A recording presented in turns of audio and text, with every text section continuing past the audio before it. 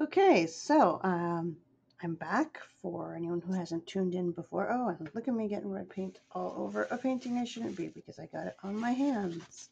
Well, it's a great example of fixing things in watercolor. But yeah, I started this painting yesterday, and this can happen if you fill your paint and don't notice it gets on your hands.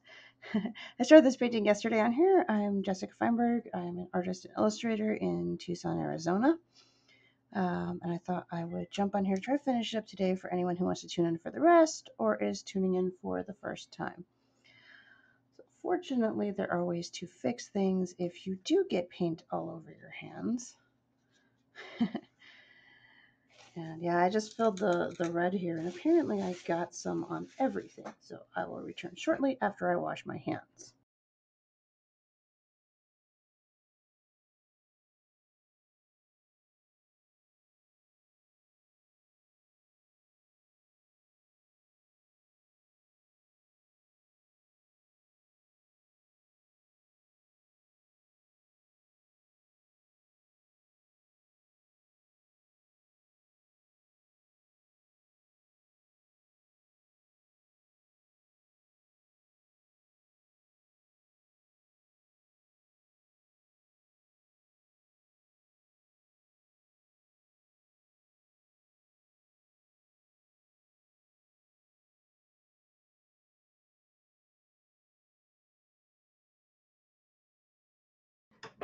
Okay, so the lesson with that is that it is water-soluble paint. So fortunately, it will wash out of things, but be careful when you're filling your paints or leaning over your paint palette because it's very easy to pick up. So I've actually been waiting for something like this to happen in a video so I could show fixing if you get paint where you don't want to get paint. Like I have a little bit of a streak there, and I could possibly scrub some of it out, but it's not going to come out perfectly. But fortunately, I have a tool just for that. So I'm going to be using white ink, and I actually have a new type of white ink. I was able to snag some of the white ink used by Japanese manga artists, which is pretty awesome. I used this years ago when I used to go to anime cons, but I haven't seen it anywhere for a long time because it's not been readily available in the US, so I've always used other brands. But and it used to be expensive to find like a dealer that had Japanese art supplies. But when I was trying to get the normal brand of white ink I used, that was crazy overpriced. And this was actually a third cheaper on Amazon for the same amount of ink. So this stuff's pretty awesome. And you can use it as a nice solid bright white, or if you have an issue like I just had where I smeared red paint, you can actually just blend it right out. So yay! And the cool thing about white ink, if you get the right kinds, is that it's waterproof. So after it dries, if you paint over it, it's not going to streak that white anywhere else. It's a great way to do corrections. Do not use whiteout like you'd get for old typewriters or things because that can yellow. So this is what's called White 2. It's by Deedler. And you can tell this is actually the Asian one because it has all the kanji on it. I still feel like I have red paint on my hands. I don't know how I did that. I filled the red paint because I'm planning to use a lot of red on this piece, and somehow got it all over everything. But at least I didn't get it on my clothes, and it is indeed water soluble, so that could have been a lot worse. I've rarely done that. Oh, I see what happened. I'm all trying to make sure I don't get any more red paint where it's not supposed to be. Anyway, this piece we started yesterday, and it is the full Fox version basically of this painting. It's designed to face it. Prior to that, I did the shadow versions, so I'm working kind of on the light or sun versions. So I'm trying to kind of match a bit of the color scheme of this. This actually printed a little dark. I ran it just off my home printer, so I'd have a comparison. It printed a little dark. I know what's happening is my brush is resting here and it's hitting that that red paint that just got put in there, and then I picked up my brush and basically managed to get red paint everywhere. Okay, not everywhere. Very fixable, but that was fun. So now you guys can see the watercolor's not that scary because even when you smear red on your painting, you can totally fix it. So what I'm looking to do to begin with, since I have most of the Kitsune the Fox in here, is really work on getting kind of these background colors more to where I want them. So I'm just adding some golds. I'm not worried about these areas here. They're going to be the borders because I'm going to do those with a very solid red that's going to cover everything. That's why I was actually filling my palette with red. And I'm going to push my palette a little bit of a different angle so I don't put my hand in it. This is not the first time I put my hand in paint, but might be the first time I put it in red paint. Anyway, not a disaster. And I am using a little bit of red with my gold because the edges, like near the edge of the circle, is pretty shaded in red in some places, and it'll really make this pop nicely. And hey, I finally got to show you guys how to fix something if you get ink all over it, so that's good. So hopefully we got a couple people tuning in, it looks like. If you guys are folks who've tuned in before to my stream or if you're new. But this is basically what I do for a living. I paint crazy looking creatures, and they end up in books, sometimes in coloring books, field guide books that I also write. They end up in decks of playing cards. This guy would actually be a really cool playing card, I think. Or maybe an awesome back. This could be an awesome back to a deck of cards as well.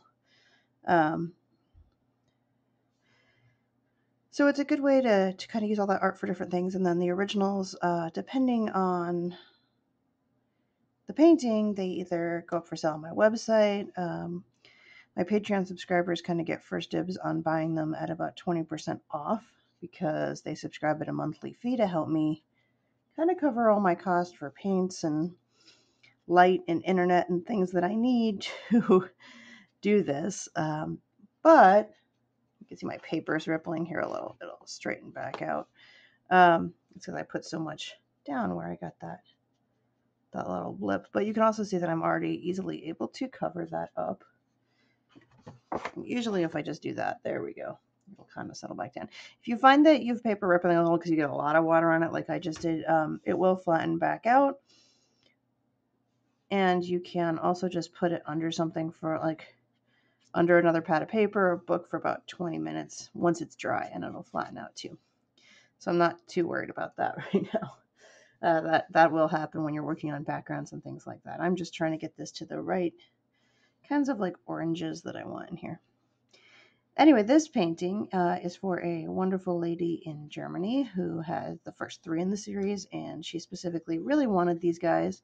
And while I don't usually do straight up commissions, if you subscribe to get larger paintings on my Patreon, you get to request specific creatures or color schemes you like, things like that. And as long as I can use the creature in a project, I'm happy to do that. It gets me kind of working outside of, it basically keeps me from getting artist block or author's block because I'm always being given new ideas from folks all over the world who maybe see things in a different perspective than I do. So that's a really awesome thing about using services like Patreon. There we go. So I still am leaving a little bit of white. I want to glow kind of behind the fox, but I want these reds here to really pop out. And the reason I painted the fox first is I didn't want to get this red kind of smudging all over the fox. And if I do a little bit, it's okay because again, I have this wonderful white ink. I'm actually going to use the white ink a lot to add some more highlights and really make sure it looks like a white, kind of white, light, sunny fox. But it's a good start. So on this, I used a lot of yellows, reds, pinks in the background, and a little bit of blue. And I mentioned this yesterday too, if you didn't tune in, this is one of the few pieces where I use ink, but I don't ink the whole piece. I've just used it to create my borders here because I want them to have a really sharp edge. So that'll really guide me when I go to paint that with red ink, I don't have to worry as much about getting a clean edge with my brush because I've done it with pen, and I have the pen here. It is just a red Sharpie pen. And if you've never used Sharpie pens, they are different than permanent markers considerably. They're a felt tip pen. They don't bleed as much, and they're wonderful for inking, and they are waterproof. And this is one of the bigger pieces I do, so it's a little hard to get on the camera unless I go really far out, and then you guys can't really see what I'm doing at all. So it's a learning process with the streaming, which I feel like I've only been doing for about 10 days on Twitch. Part of that, I've done a lot of videos on YouTube, and I've done some streaming on YouTube, but I find it's kind of clunky to stream on YouTube or Facebook. I think because maybe they didn't design them to stream originally and then had to add those features in, whereas Twitch sort of was designed just to really optimize streaming. I don't always know if anyone's going to tune in, but this is what I've got to do for work anyway. This painting is going to go out on Monday, so I want to get it all finished up. So it'll be in Germany in a couple of weeks. I mailed out a bunch of paintings yesterday after I streamed. Did a ton of website updates. Did some Patreon updates. So yeah, it's I'd love to say I just get to paint and write all day, but it's a mix of things when you're doing it as a business, because you do have orders to ship out, and if I were to hire someone to run my online store, I guess I could do this all day, but then I'd have to pay them, and I haven't modeled my business to do that specifically. I've really always kind of been a one-woman business. Perhaps I'm a little bit of a control freak. I hope not. I try to, if I have those kind of control freak instincts, I try to use them for good and not evil.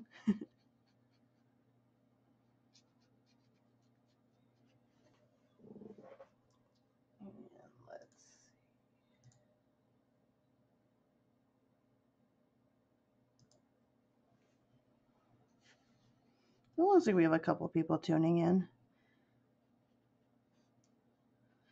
The watercolor is, it's not as scary as we often think it is. I think, like many other people, was a little bit intimidated and afraid of it because there's this this kind of myth that it is the hardest paint to learn to use and it's terrifying and all that, but it's really not. It's water soluble for one thing, so you don't have to use solvents, and as you saw earlier, if you do have a glitch, it's not that difficult to fix. Usually once stuff dries a bit, I look at where I had a smudge. Let's see if I can fix that one more. I still have red paint on my hands, which I think it somehow got on my brush, and then it got under my fingernails, so that's super fun. At least it's water soluble. A little more white here to kind of pop this area out. And the great thing is you can blend, well, it's wet, you can blend this ink right in with the watercolor, and then once it dries, it becomes waterproof and you can blend over it or paint over it, but it does let you fix things, or if you've made something too dark, you can make it a bit lighter. That looks pretty good. And I try with the camera not to get too much glare for you guys, because when I paint, obviously the paper gets wet and then sometimes it does glare a bit, but I'm trying not to too much. I'm keeping the background here pretty light because I really want the focus to be the fox. And then what's going to really pop it out is adding those red borders. I'm doing the red borders last for the very reason I don't want to smudge red everywhere, even though I already did a little bit. There we go. I thought even though it's a little harder to show bigger paintings on here, though I can pull the camera back farther, I thought it was important to show at least some of my more detailed, bigger pieces and not just the smaller ones. Okay. I'm just blending in kind of some blues, and you'll see me, I'll turn paper when I'm painting if it helps me to get a better place to rest my hand and a better angle kind of for the brush and things like that.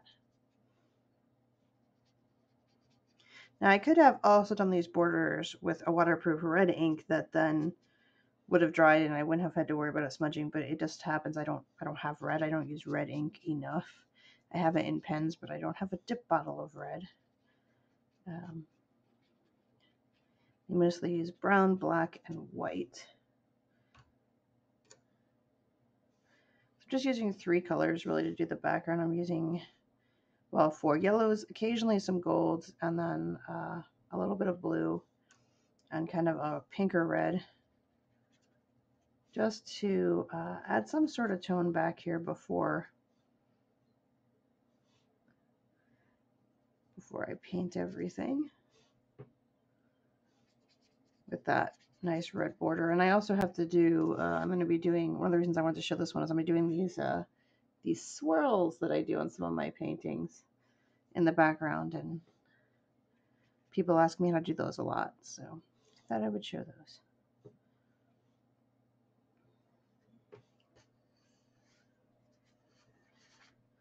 But I'm kind of happy I had a little paint spill glitch there, so you guys can see that almost anything is salvageable. And with the center part where I did have a spill, there's still a little bit of a pink showing through where I don't want it to. So what I do is, as things dry, I'll just go back with some more white ink and kind of just blend that in, especially because I want it to be lighter there.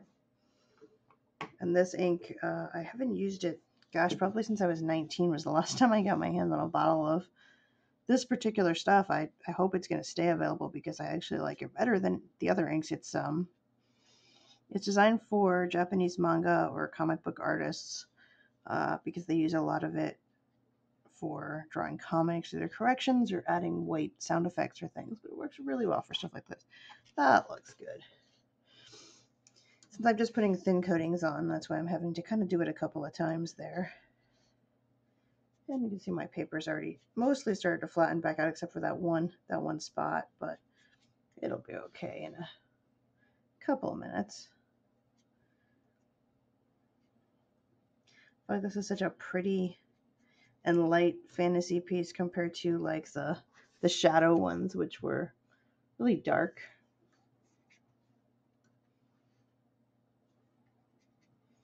It's quiet out there this morning.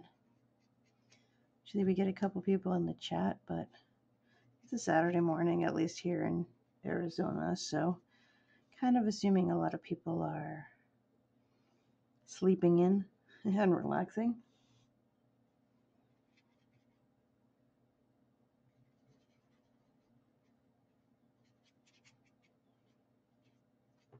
Every once in a while you'll see me get a hair, either from a brush or a cat, but it's usually just a shed hair from a brush. It doesn't happen often. Some of my brushes are getting older, so I got to watch for those while I'm painting and make sure we don't end up with any in the painting.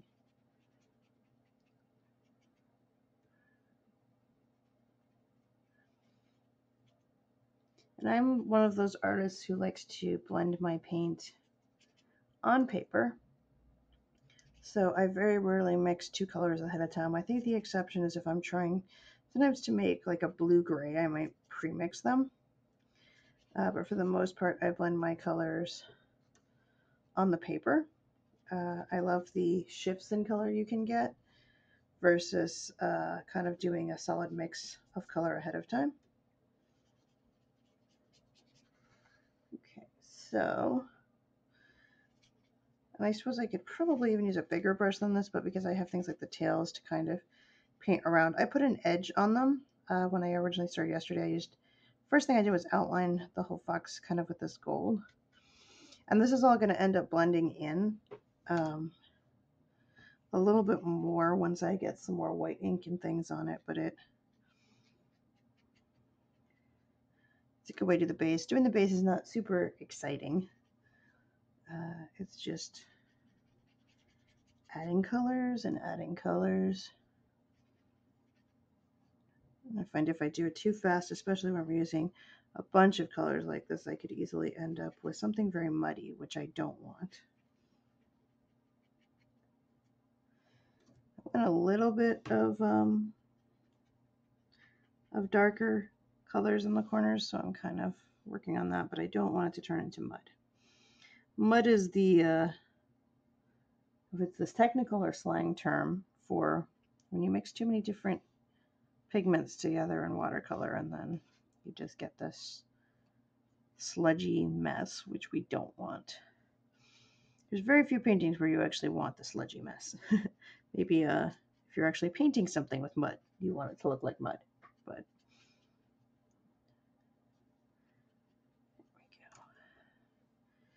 that's pretty good. I've got kind of a light coating of color on the whole background. And again, I'm not going too dark with this because this is supposed to be the lighter of the creatures. And I still have to do some shading kind of on the tails in here as well.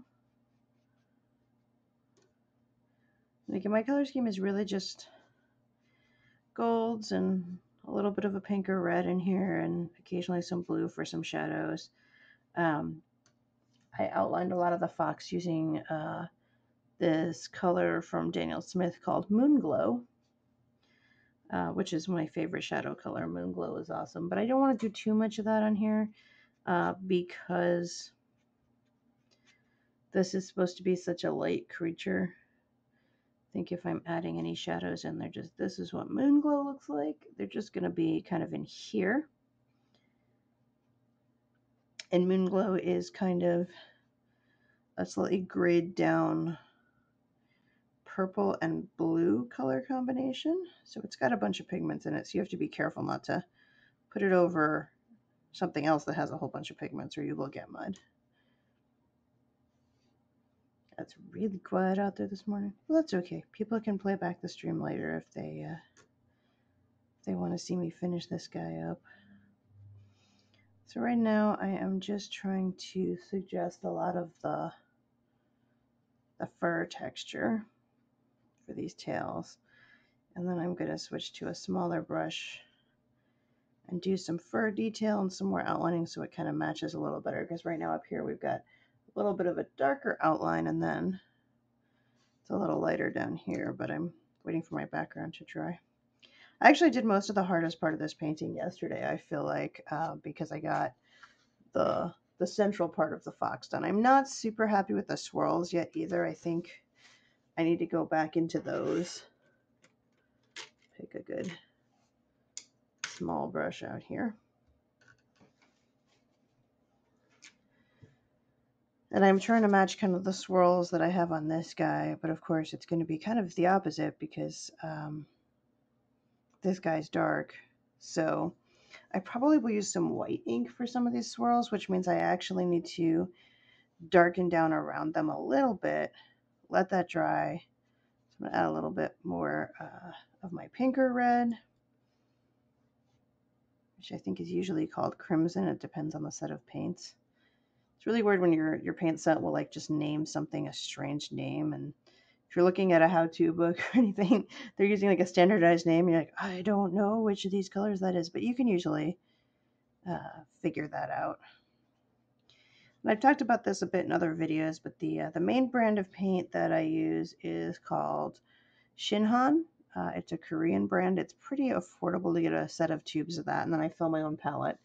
And I also use some colors by another Asian brand. It's called Koi. It's by Sakura, which is the same company that makes a lot of artist pens that artists use.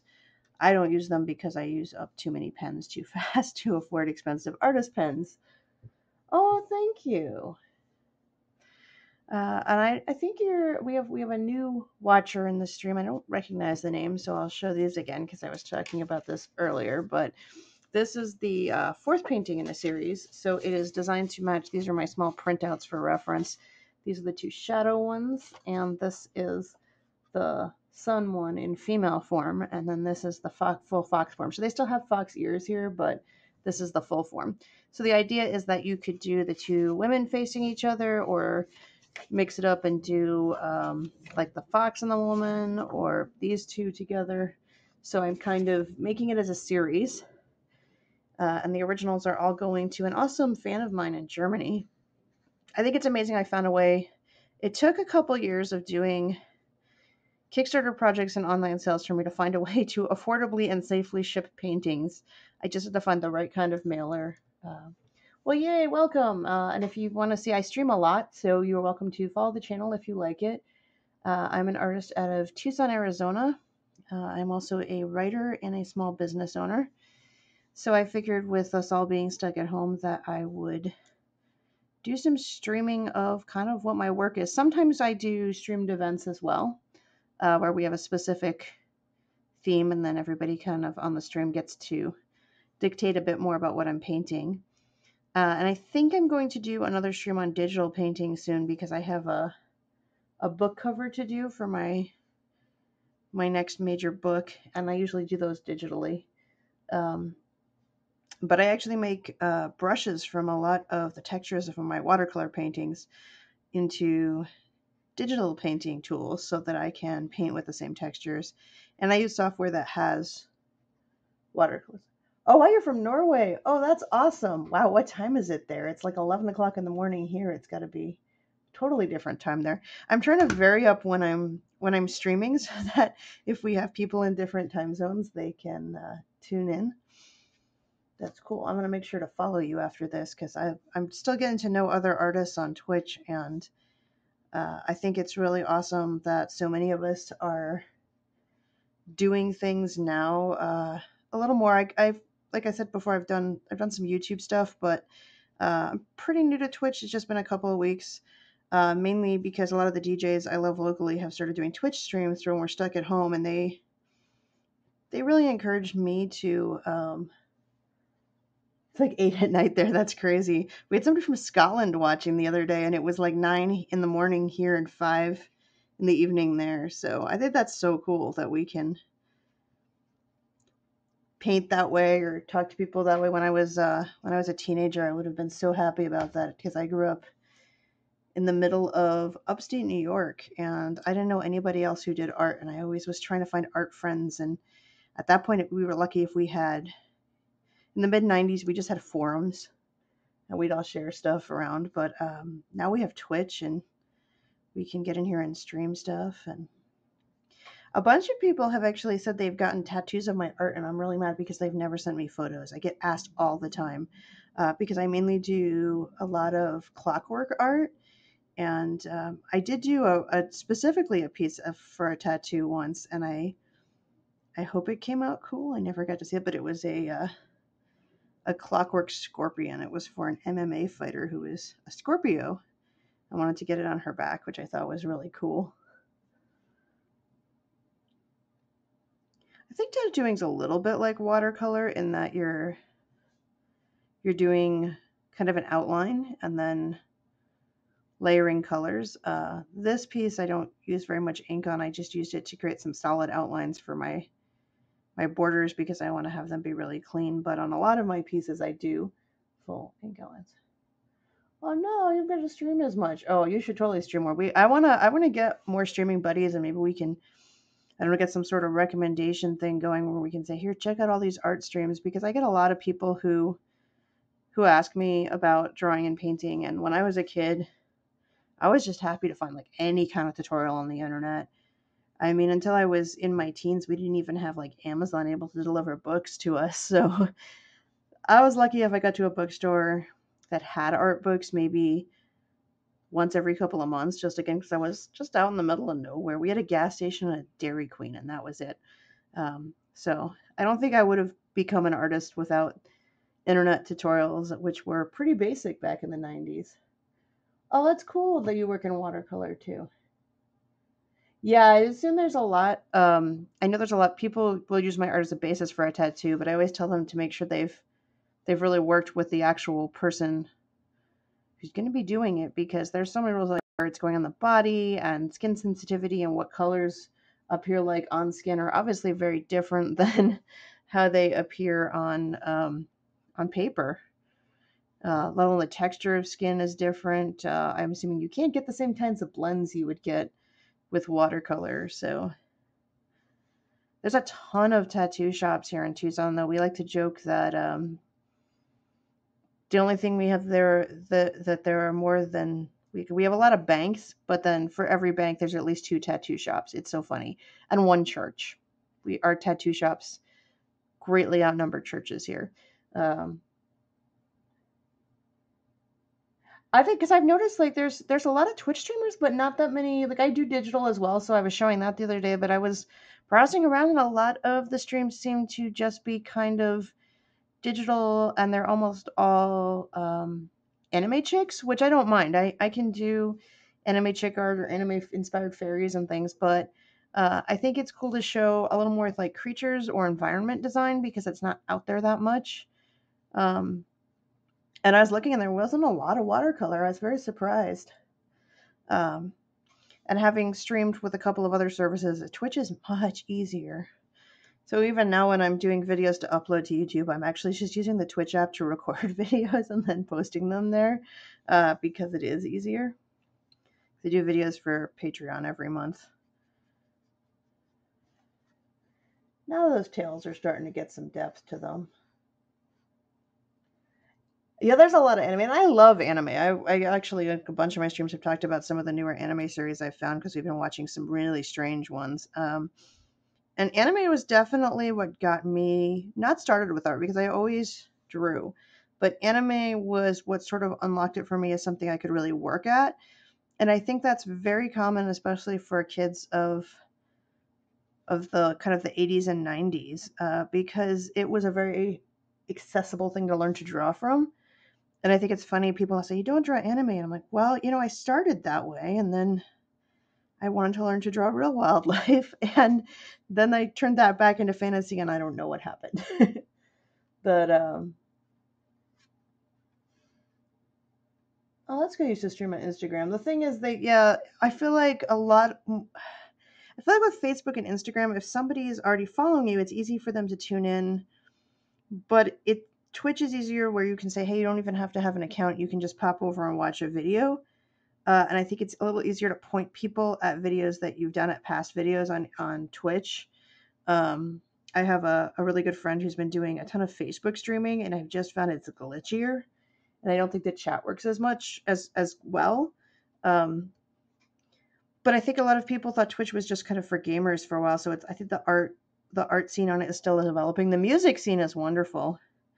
As I said, I have a couple of DJ friends here who really kind of encouraged me to do more live videos and talk to people, which I'm very used to doing at conventions, but it's a little weirder online.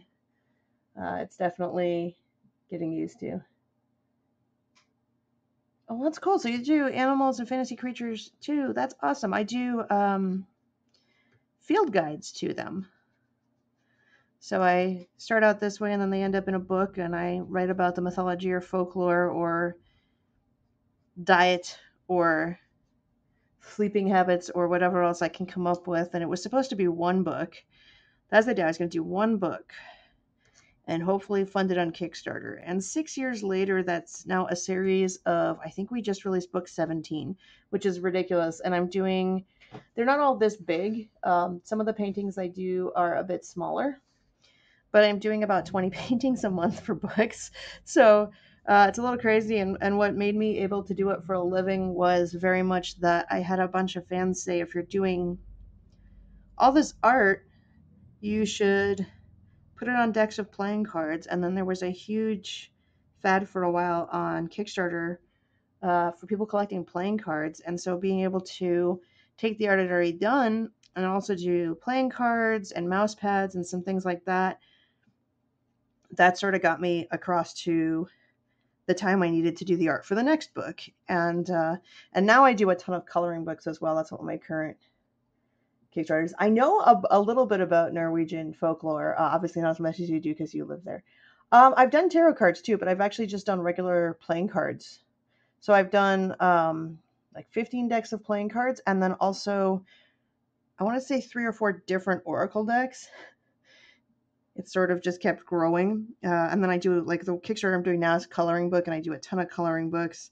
And on Patreon, I do a ton of free coloring pages. So a lot of my drawings, I fully ink them first, scan them for a coloring page, and then do paint. But this is kind of the exception. And normally I wouldn't use any ink on this, but because the piece that I need to match, this one, it has these really solid red borders. I need these lines to be really clean for this circle and for these borders, so I'll be filling those in. That's probably the next thing I'm going to do. And then I get to add some fun swirls and details and stuff like that. And I want us to have a lot more watercolor streamers because I think, especially in other parts of the world, we all paint a little bit differently. And it'd be super fun to watch each other paint, and if we're painting anyway, that would be cool. So, but yeah, I didn't intend to. I was kind of doing it as a side business, and then it took over my life. So this is all I do is paint and write about creatures, and then obviously all the clerical parts of it. So right now I'm in the process of doing custom drawings in over 100 books and mailing them out to people who backed my last field guide Kickstarter. But it's been a wonderful experience. And oh, thank you. And I've had definitely a challenge. I don't know if this happened for you if you've streamed watercolor, like getting a camera adjusted so that the colors here at least look on the screen look close to what I'm painting. Because depending on time of day, that can change. Even when I pull my curtains and just use like a light, as I do have a drawing light here, it can be hard to get the streaming to come out the same. I usually have to adjust it every time, which is fun. And my cats hate me because I shut them out. But it's funny, if I'm just painting and watching TV or listening to music, they leave me alone. But the minute I get like the streaming stuff out there, like, ooh, let me rub my face on your drawing light, or bump the camera, and then the camera would be jiggling all the time, so I can't have them in here while I'm streaming. But I've been very grateful to the fact that we can reach people all over the world. That's definitely been a huge factor with my Kickstarters because I make up some of the creatures in my books, but I also research a lot of them, and I have been able to talk to people who live in Ireland. I have fans there. I have a ton of fans in Australia, so it's been really cool to say, hey, I'm doing a creature from there. Yeah, cats and watercolor don't always mix. But to get like the local feedback, and it's always good when someone says, hey, you included our creature. It's tricky if there's like 5 versions of a creature, then I try to come up with lore of, there's different species variations, or we thought it was this way and now we know it says. I read all my field guides like they're real books for bird watching, only they have dragons and goblins and fairies. And I know the one thing I've definitely touched on from Norway are trolls, because I love Norwegian trolls. So I have them. I think my ice and snow book has them in it. But I kind of almost want to do an entire guide to just trolls from all over the world, because there's so many troll and goblin variations and stories. There we go. Oh, that's really cool. So you've had art trades from other countries. That's really neat. Somebody else told me they got a whole bunch of my art in postcard form because they said that there's groups that just send each other postcards, especially if you're having a hard time or somebody's sick, they sign you up for it, and people just do postcard trades of different artists all over the world, which I think is pretty cool as well. Because you'd think that the internet would kind of knock out the sending of stuff, but I think it just means that the stuff that we send is almost more special, if that makes sense. My favorite thing is when I get to see kids who try to draw like the dragons from my books, and I've done a couple of how to draw books. I just did a really big one last fall. So a lot of times if I'm doing a video like this, I can grab screenshots out of it and then turn it into a tutorial, and then it goes in a book. But, people think this is all, like, this part is all I do, and there's not time. But if you've ever done, like, a book or any kind of product, you have to make sure everything gets scanned, that it's color adjusted. You have to deal with, like, the layout. So there's a lot of other things I've had to learn. I used to work in graphic design, and that has really helped me a lot. I'm just going to zoom this in at least a little. That way we can work on the fox. So yeah, this is Japanese folklore today, but I would love to have an excuse to paint more trolls. I'm wondering, I'm doing the next field guide I'm doing is themed to anything related to beverages. It can be alcohol, it can be fruit juice, but it's creatures related to them either from folklore and mythology or ones that we are inventing, like the peppermint tea fairy. The one everybody liked I streamed earlier this week is I did a lemon lime griffin, and I thought I was just being silly, and now everyone's like fighting over who gets the original, which I thought was really funny. I was like, that was the goofy one. I mean, if you're doing like a serious painting, and that's the one that everybody cares about is the lemon lime griffin. I think that's always the case, though. The art that we put the most time into is not necessarily the stuff that's the most popular. Sometimes it's just something that's cute or has the right colors. And I'm using now is just white. It's white ink. I think this one's acrylic based as well. So when it dries, it's waterproof. So you can always tone it down if it's too bright. It won't smudge if you paint watercolor over it. So this is my favorite thing if you're doing like mermaids or fish creatures, because you can add highlights and scales. And if you've done a lot of watercolor, you can use masking fluid and paint it on first to save the white of the paper, but you don't always know exactly where that white needs to be. And I've used a couple brands. The brand I usually use is this kind here, which is about empty. It's called Amsterdam acrylic ink. I've also used the FW acrylic ink, but we can't go to the store right now. And I even have the label on here. This was $6.99 at Hobby Lobby. And I usually get a 50% off coupon there, so it's not truly expensive. And I went to buy it online, and it was like almost $14 for the same bottle. And I was like, that's double the price. That's ridiculous. And I was looking at other white inks, and I thought they had this one that I'm using now, this guy, which is the actual Japanese comic book ink, which used to be impossible to get in the US. So I don't know. It was like $6.50 for a huge bottle of it. So I'm very happy. And I actually prefer this form where it's just a jar like this versus the other ones with the eyedroppers, because they don't even work to get the ink out of the bottom, which is the problem I was having with it anyway. So, and sometimes I actually do inking with black or brown ink in a brush first versus using a pen. It just depends on the project. But yeah, to me, this is like the secret of watercolor, because at the very beginning of this video, I accidentally got red paint in my hand, and I put a huge smudge of it right here, and you can't even see it because I blotted it out and then blended it in with some white ink. So for anybody who thinks watercolor is so unforgiving, they just haven't discovered really cool white ink yet. And I first learned about using white ink with this brand of white ink. It's just that I learned it from a bunch of artists at an anime convention who were from Japan and had Japanese ink with them. And then I had to find American brands that were similar. So I'm really happy I can get this ink because I haven't seen it in a long time. But they were using it with markers, and markers are where I started. And then realized markers were very expensive and not very portable. And that watercolor is kind of a similar thing, except that you have even more control over your colors. And kind of, you can get more of a style to your brush strokes. But for this guy, I intentionally kind of painted him a little bit darker. Well, actually be her, because I think they're almost always female, Kitsune. But I painted her a little bit darker so that I could, because she's white, add some of these highlights on top. And it blends in pretty well. You can also use acrylic paint, but I find that's so thick that you have to water it down. The same thing with white watercolor. By the time you get it to a good thinness to paint with, then you're not getting a good bright white.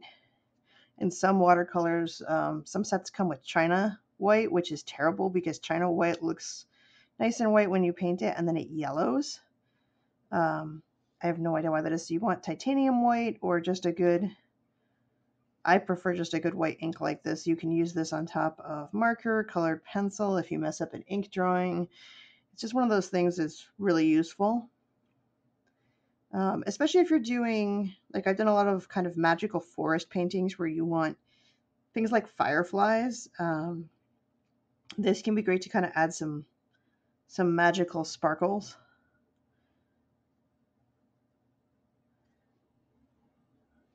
And I'd love it if we could get like even a whole group of artists on Facebook so we can kind of all stream and share tips and work out a streaming schedule where we're not conflicting with each other. It especially bugs me because I keep seeing Facebook ads for these like art schools that are teaching you either really basic stuff or kind of, I don't know if I'd call them cheaty techniques, but they're basically how to like trace a photo or filter a photo. Yeah, acrylics are hard work because I mean you're essentially painting over things. You can't keep kind of your lines there. You can't easily remove paint, and I think both acrylics and oils, they're to me are more expensive because they don't last as long, the tubes of paint. Um, and it's a bit more production to set up to work with them. Usually you have to have canvas versus a type of paper. And when we're not all on lockdown, I actually go paint at coffee shops and things like that. I'm wondering if I could get permission when things go back to normal to take the camera here and go stream it from the coffee shop down the road. They probably like that. When I was working on all the creatures for my beverage book, I painted them a coffee dragon just for their coffee shop. It's going to be in the book, so they get featured. But they let me paint there sometimes for 5 or 6 hours a week just to get away from sitting at home. So I kind of feel like I owe them. I mean, I go buy coffee and food and things too, and sometimes we get groups that go. But fortunate that here in Arizona, specifically in Tucson, we are incredibly artist friendly. It's really affordable to live here. There's a lot of events for artists. There's a lot of artists of all types. We have a ton of comic book artists here who basically got sick of how expensive LA was and ended up usually in Phoenix for about a year and then realized Phoenix was just as expensive and really hot, and then they move here. And we're about 2 hours from Phoenix. And we're a much smaller city, but we have amazing culture, pretty much all the perks you'd want from a city, but no traffic, really clean air, which I love. And we're just weird. We have all kinds of weird events. We have tons of musical stuff, but it's much more affordable to live here than almost anywhere else I've lived. So I meant to be here for a couple years because we have a place called the Desert Museum, which the name is misleading. It's actually one of the top zoos in the world. And it's about a half hour outside of Tucson. And about 15, 20 years ago, they added a art institute as part of it. And it's either for a certificate or just for non-credit. But it's one of the few places where you can go and learn to paint animals, and they will bring live animals into the classroom, which is so cool. So I've painted, one of the reasons I'm kind of known for dragons, and I do dragons really well, is I've painted from a number of live lizards, turtles. I've painted, they gave me a live rattlesnake once. I mean, it was in a glass container, but that was a little bit scary at first. I had to kind of get used to the fact that it was going to rattle at me and shake the table while I was painting. But definitely looking at like real animals that way made me a lot better at wildlife. And I took botanical illustrations so I could do kind of more fantasy backgrounds and plants and trees and things. And I just wanted to have that level of realism to them. And then by the time I finished those classes and had been here for a couple of years, I realized how much cheaper it was to live here than the other cities I'd lived in and how much stuff we had. And here I am 13 years later and I own a house. But it's the opposite from where I grew up. I mean, the East Coast of the US, people there think that here is like the Sahara Desert. They think it's so hot and so uncomfortable, but actually I found the East Coast is more uncomfortable. I don't know if you guys have this in like where you are, but we have very few mosquitoes here in Arizona. And where I grew up, I'm very fair skinned, so I just get bitten pretty much constantly, which was awful. And it was so humid in the summers and things. And then we get 3 or 4 feet of snow in the winters. Pretty sure you probably know about that. So here, actually, we very rarely get snow in Tucson, but you can, the part of town I live in, you can drive just a half hour up a mountain and go visit the snow, but you don't have to drive in it if you don't want to. So today is a beautiful spring day, and I'm very, very kind of sad that so many of our spring events got canceled. Yeah, and if you're somebody who's likely to get bitten, my boyfriend, who I think he went back to sleep because it's Saturday morning and he's not working today, he's Mexican for the most part, so he does not get sunburn and he does not get bites. Like even here in Arizona, mosquitoes will find me and he will never get bites. It drives me crazy. But back east, like in the summers and as it got humid, I would just be covered in bites. So I don't miss that part. And, I discovered being here, I could afford to have a place to live and a modest living and do something I love for the most part. There's always parts, I think, if you're doing art as a job. I would think for tattooing this would apply to. There's always like clients that are difficult or days when you just don't feel up to it. And if it's a job, you got to show up and do it anyway. And there's techniques you have to learn to kind of get past that.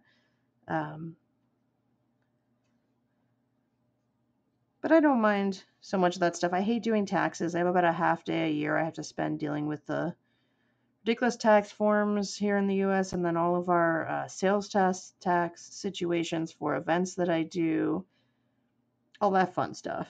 I don't like that part, but yeah, it's sunny and warm here now too. It's like people who think Arizona and they think it's like the Sahara Desert. They think we have like sand dunes everywhere, and like we have trees, we have birds, we even have the Sea of Cortez, so we have like seahorses and fish and all kinds of. But no, people think it's all well. And there's parts of Arizona that are so high elevation they are covered in snow all the time. So it's I don't know. They think it's one thing, and that's just what it looks like, which is pretty funny. So you can kind of see. I was trying to kind of mimic what we had on here with these sorts of patterns. I know it's very silly. It's I don't know. People see cartoons or movies, and one of the funniest things that happened after I moved here is I have a bunch of cats, and I think when I first moved here, it was around the time I got my second or third cat. I was in my first rental, and it had a wall that went right past the dining room window. And I was in the living room painting, and I heard like my cats making the weirdest noise. So I went over and I ended up getting it on camera. I ended up filming it. I think with my cell phone at the time. But there was a roadrunner sitting on the wall, like right by the window, and it was running back and forth and chirping. And my cats were doing that little like chirpy thing cats do.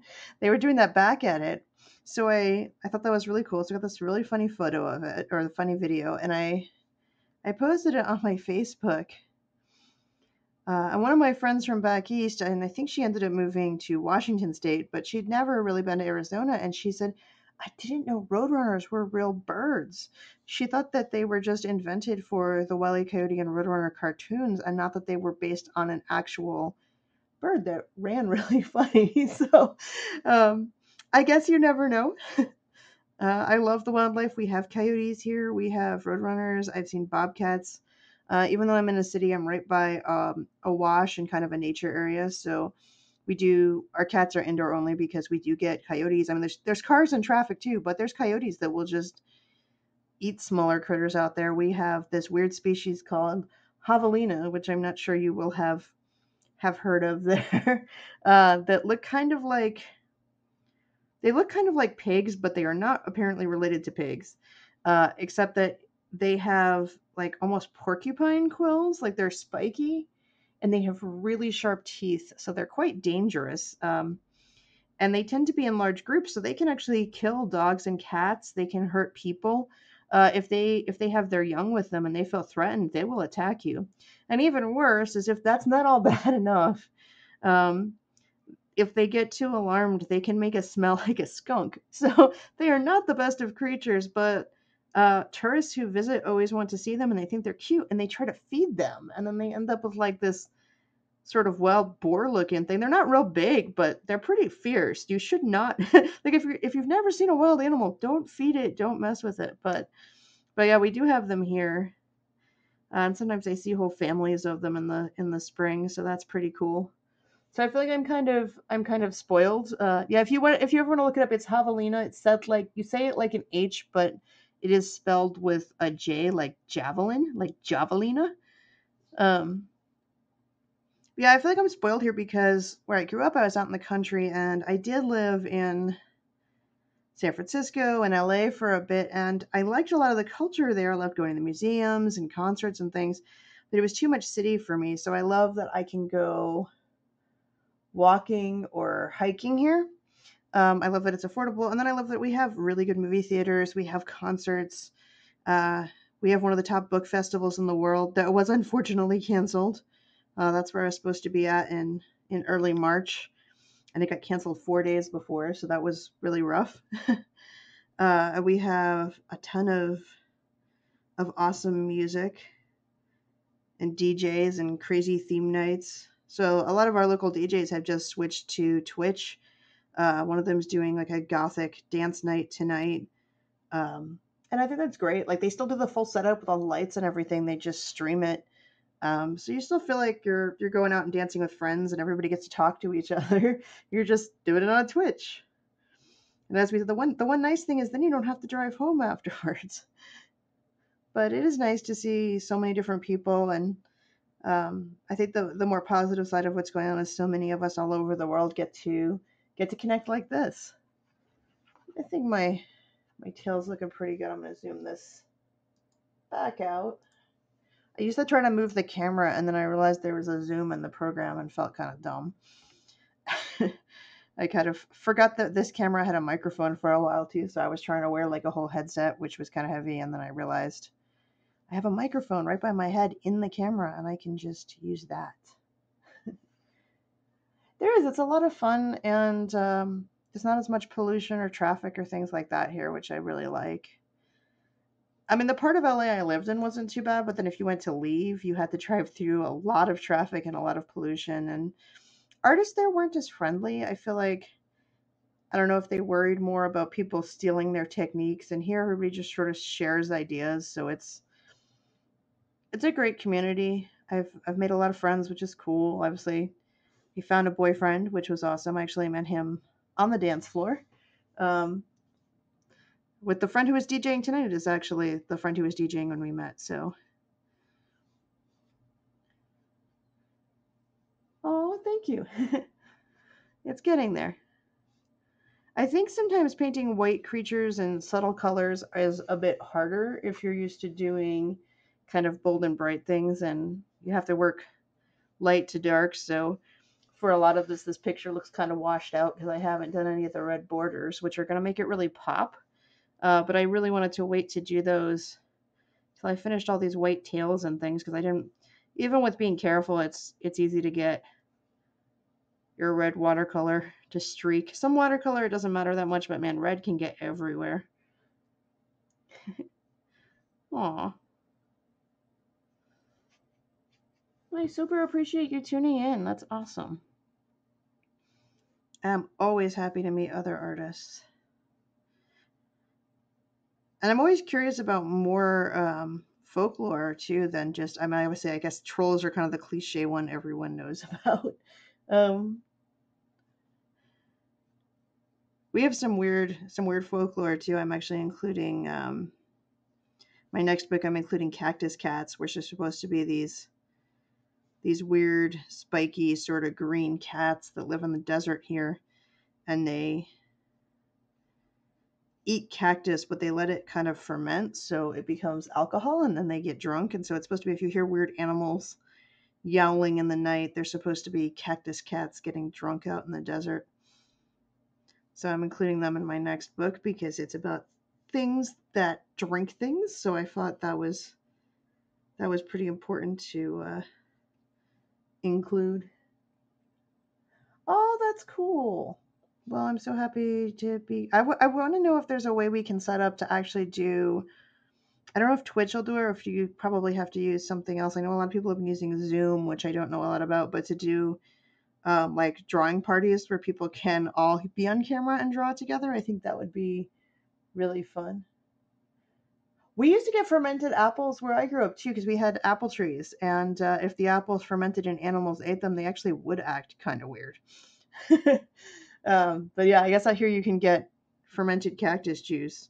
Though I don't think there's large green cats with spikes out in the desert, really, but they're really fun to paint. But yeah, I think it's cool. I was looking around the other day on Twitch, but I think I was looking at the wrong time to find more watercolorists, so I'm going to have to take another look around for that. All right, my paper is kind of being a little difficult. You can actually just bend it back if you're just very careful about it, if it does ripple a little bit. Then I can also just put it in a book and it'll flatten out. Okay, so the next thing I have to do are all these super fancy borders. So I'll start with the ones that are the farthest away from where I was just working, so I'm sure that that'll all have time to dry. And this is the part where the tiny brush is helpful, but it also helps to have done it in ink first because it's already giving me a very clean edge and kind of a border to follow. I find it a lot easier if I want that really sharp look. As you can see, I'm getting a nice sharp line there. And I don't know, sometimes people think it's weird to use a little bit of like pen if you're not using it for everything, but I say use what you need to use. I've had a lot of discussion with people recently about what's cheating in art, and I'm like, listen, if you need a big circle on a piece of paper, it's really hard to freehand that. If you go grab a plate from your kitchen and trace around it, that's not cheating. That's just using a drawing tool to make a circle on your paper. It doesn't mean that you don't know how to draw. It just means that you know how to efficiently draw a big circle. But I think there's a little bit of a myth that real artists can draw perfectly and make perfect straight lines and perfect circles and perfect squares. And I'm like, that's not true. Most of us who need to do straight lines, we use rulers.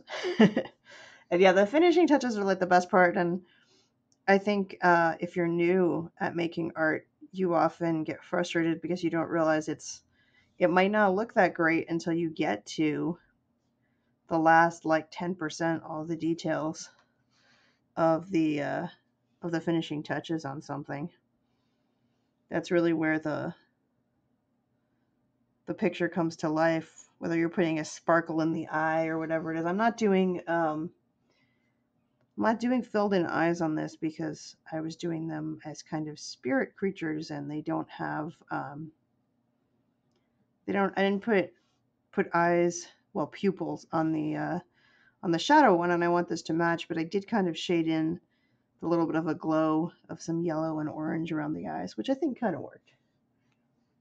It's not cheating. Yeah, I mean, there's a lot of different approaches. I've known portrait artists who take photos themselves and then use a projector and do a line drawing from a projection of a photo they took themselves, and then they paint that.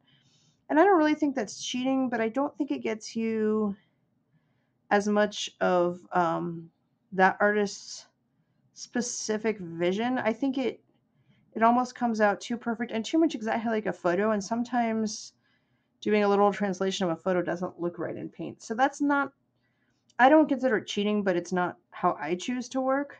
When I do animal portraits and things like that, I do try to draw them all out, but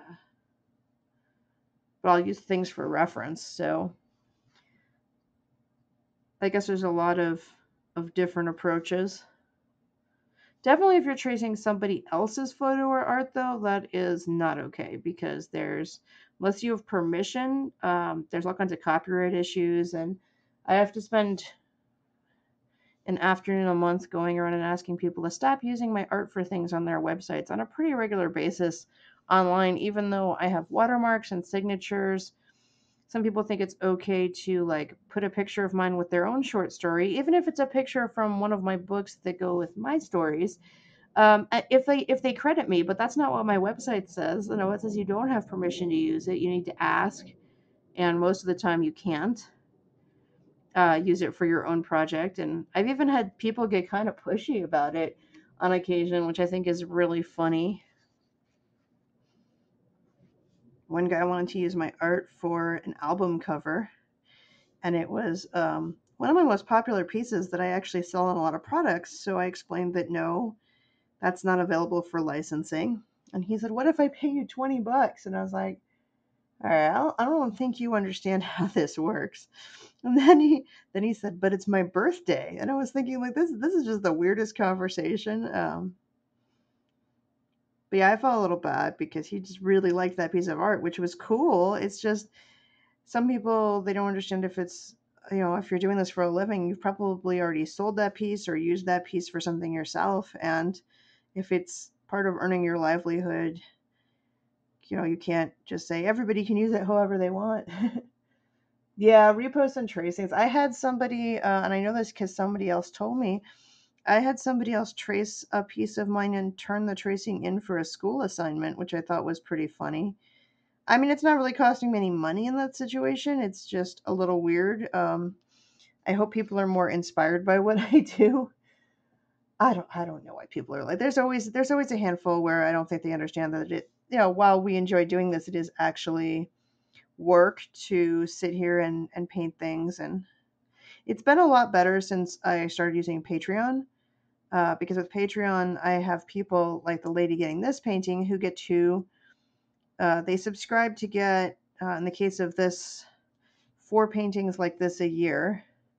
So their monthly fees add up to cover painting and shipping 4 of these a year. And they get to request colors that they like or creatures that they would like to have in there, as long as they're not copyrighted creatures from movies and things. And it has to line up with something that I can use in my books and things. And for the most part, I only had one problem with one guy where we just could not communicate. And I finally had to say, look, I will refund you. Like, I can't do this for you if you can't communicate what you want. But it's been better for me than just doing like straight up commissions. Because I get to do prints and I get to do things that are more in the vein of what I like, and I get some creative freedom, but then I also get ideas from people and good homes for my originals. And yeah, there's always people who are going to make me scratch my head. I tell people who are getting started out doing stuff professionally, whether it's art or other things, if they're using Kickstarter, if they're vending at conventions, if they're using Patreon, I said you will be expecting the people who like your work and expecting the people who don't like your work, because there's always going to be both. But what you won't be ready for are just the weird people. That tiny percentage of people who is going to ask you questions that just make no sense. I had one lady get really mad at me at a convention because I was selling an oracle deck. It's not a tarot deck, but it's a fortune telling deck like that, without being a licensed psychic, which I have no idea where you even heard of psychic licensing. I mean, that sounds like a scam in itself. But in addition, oracle decks are supposed to use your intuition. There's nothing magical or psychic about them. They're just a way to tap into your intuition, and anyone can use them. And I tried to explain this to her, but she told me she was going to have to complain to the convention staff that I was scamming people by selling oracle decks without being a professional psychic. So I thought that was one of the strangest ones. And I had like 3 people with me at that convention, and all of them were away buying food or at panels. So I feel like I always get like the strangest people when I'm at a booth by myself. And then I have a story to tell afterwards, and I get to laugh about it, but it does make you kind of wonder. But most of the people who come talk to me, either online or at conventions, are super nice. And I always feel really bad if I hear from somebody who really doesn't speak English well, like on email, and they're trying to communicate with me what they want, and I'm just not understanding it because whatever translation they're using isn't working. So I try really hard to figure that out most of the time, because I feel bad when that happens. But for the most part, being a creator on Twitch, on Patreon, and on Kickstarter has been amazing. Not just because Kickstarter and those things are a way to raise money for projects, but because you also get really awesome feedback. Right? Well, no, it would be more like they were saying you couldn't sell a crystal ball if you weren't a professional fortune teller. She felt like I shouldn't be selling something as a tool if I wasn't a professional fortune teller.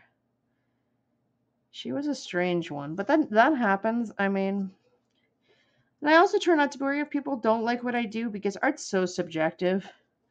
I've definitely seen artists where like I'll admire their skills, but their subject matter or whatever their style is just not to my personal taste, and that's just art. I love that there's so many different kinds of it. I think I did wonder, I got dragged when I lived in LA, I got dragged by friends to, I'm trying to think, Laguna Beach, which is pretty famous, and it's all art galleries. And I was really surprised to see there were maybe like 2 foot by 2 foot canvases in solid colors, like a red square, a green square. And it was a wall of them, but you could buy them individually and own the originals. And they were $500 each for literally like a 2 foot by 2 foot canvas with a solid color of paint on it. And I was like, okay, I'm obviously doing something weird with my art because I'm actually trying to make it look like things, or at least some of the other artists there, they were abstract, but it looked like they put time in. I was like, it's a square. I can do this for you for $10 and probably make money at it. So I thought that was really funny, but I don't know, that's one of the reasons I didn't kind of stay in California. That type of gallery culture is not how I wanted to sell my art. Now with Kickstarter and Patreon, I don't have to ask a lot of money for my paintings because again, they end up in books, they end up in prints and on products, so I can sell the originals really affordably and they can go to people who may not have the most amount of money or families with kids who want to have my art in their wall. And I think that's really cool. Oh my gosh, you saw that banana tape art thing too? I thought that was really funny. So did he really think it was like something artistic to do? I've wondered this about the artist. Or was he just trying to point out how dumb the whole thing was by doing that? Or did he really think that like this obsession with bananas and taping one to the wall was like some artistic statement? Because I have so many questions about that. But maybe he's doing something right because we've heard about him all over the world. So there we go. It's going to make it pop out really nicely. It's just going to take me a while to do all these red lines.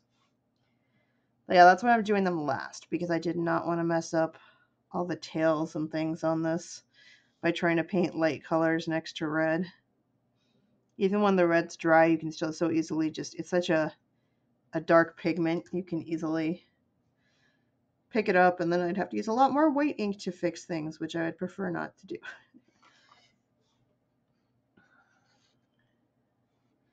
I always say each to their own with art, but I don't know who would pay that much money for a banana taped to a wall.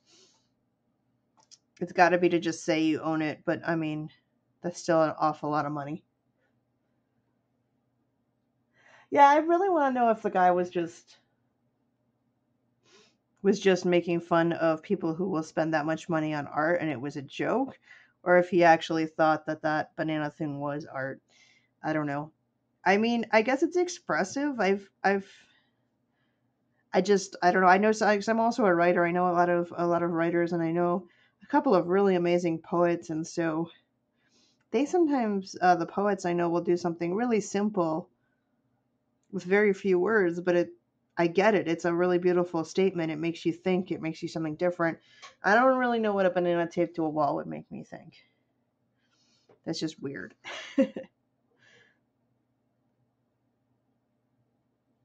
That I guess some people think that if they become artists, that's what they'll get to do. They'll just get to tape bananas to wall, and if people pay them tons of money.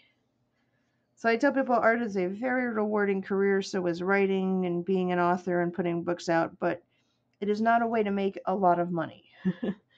Unless you end up as someone like Stephen King, whose books are really famous and you get deals for a lot of movies and stuff like that, you're never going to make a huge amount of money. And if you're lucky to live somewhere affordably and work out a good business plan, then you can make a living at it, then that's awesome. And that's what I'm doing. But, I don't live in a mansion. I don't have tons of extra money.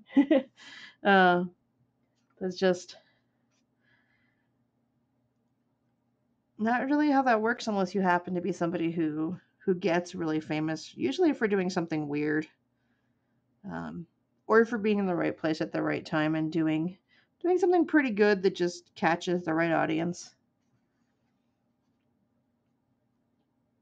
But I don't know, I consider it an honor. I only usually have somewhere between 100 and 300 people on my Kickstarters, but a lot of those people have been coming back for 6 years, and they're still buying originals and they're still buying books. And there's one family that buys 3 copies of every book that I create. and they buy one for each of their kids who are younger that they can throw in a backpack and take to school and read and beat up. And then they buy one that I signed to the whole family that they put on a nice high shelf, and they're saving like kind of those pristine copies of my books. And I think that makes you feel really special. I mean, 3 copies, especially if they're all hardcovers, is it's a lot of money. So it's pretty cool. I don't really think I'm a struggling artist. I think there are a lot of people who are great at art but not great at business, and they're two different things. And if you want to do art as a business or do writing as a business, you either have to learn how to do that or partner or hire a company or someone that that will do that for you. And it's not like you learn it once. I put about anywhere from half a day to a day every month in just keeping up on things that are changing, reading about new social media, new events I might want to be a part of, new products I could have printed, changes in shipping costs, because the business side of it takes a lot of time. So, it's kind of my choice that I'm going to do all of it. And if I went through a traditional publisher, I would probably have a lot more books circulating. Instead of thousands of copies of my books, I'd probably have millions of copies of my books out there. But I'd actually make less money because I'd only be earning something like 25 cents to $1 on a $30 hardcover, and that's pretty bad. And then I wouldn't get to do paintings and drawings in my books and things for the people who are getting them. And when I did all the math and realized that I could make the same amount and do it myself and have my control freak side satisfied that I would get to pick my own book covers and choose my own release dates for books and really involve fans who liked my art in it, that was the choice that I made. But I think that's a choice that like any creator has to make, of how much are they putting into the business side, because it can easily suck up a lot of time.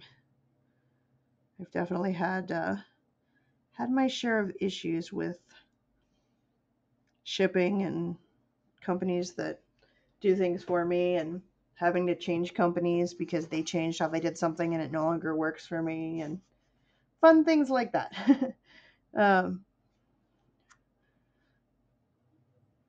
So I think it just depends how hard you want to work and what you want to be doing and where you want your time to go.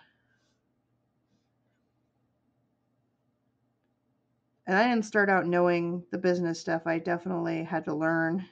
And I still feel like I learn every single Kickstarter project I do. I'm changing things up and learning. And one of the wonderful things is it gives you feedback. You can see, whether it's Kickstarter or Patreon, what sorts of rewards people most want, or which artwork they like the best. You can get feedback and suggestions.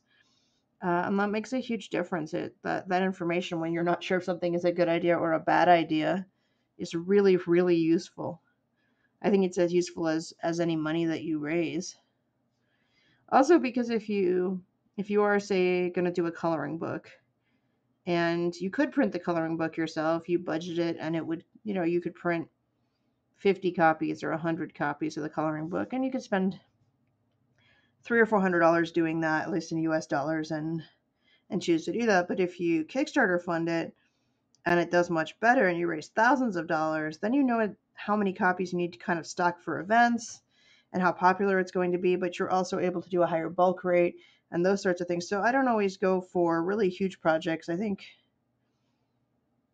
the coloring book now that I'm doing is at a couple thousand on Kickstarter with about 4 days left. But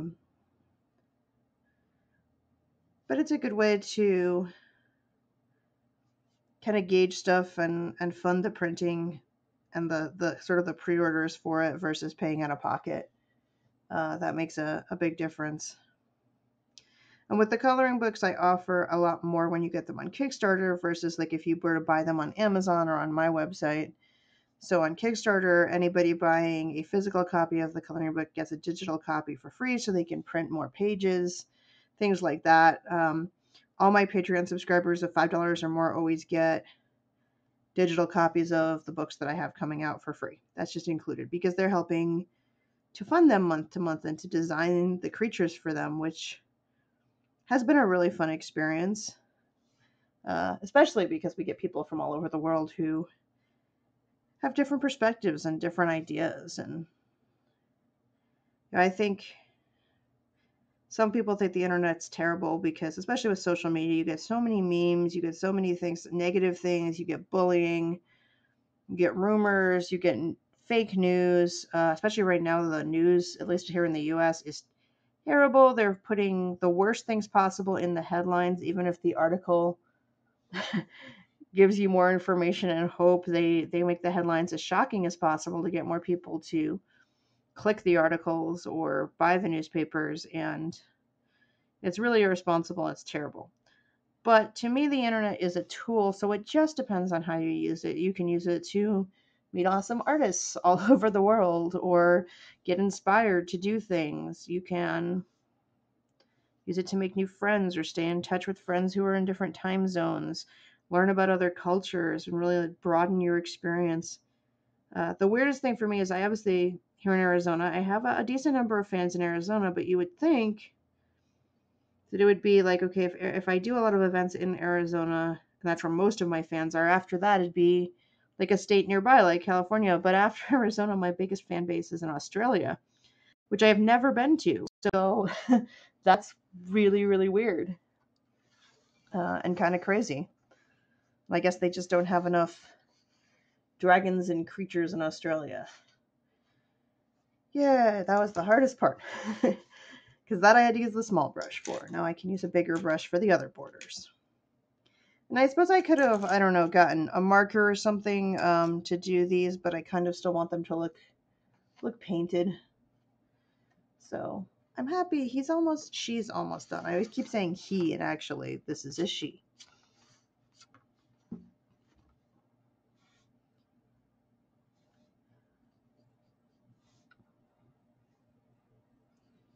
Now I just gotta do all these fun borders on the edge. Hopefully without making a mess. These are straight though, so it's a little bit easier.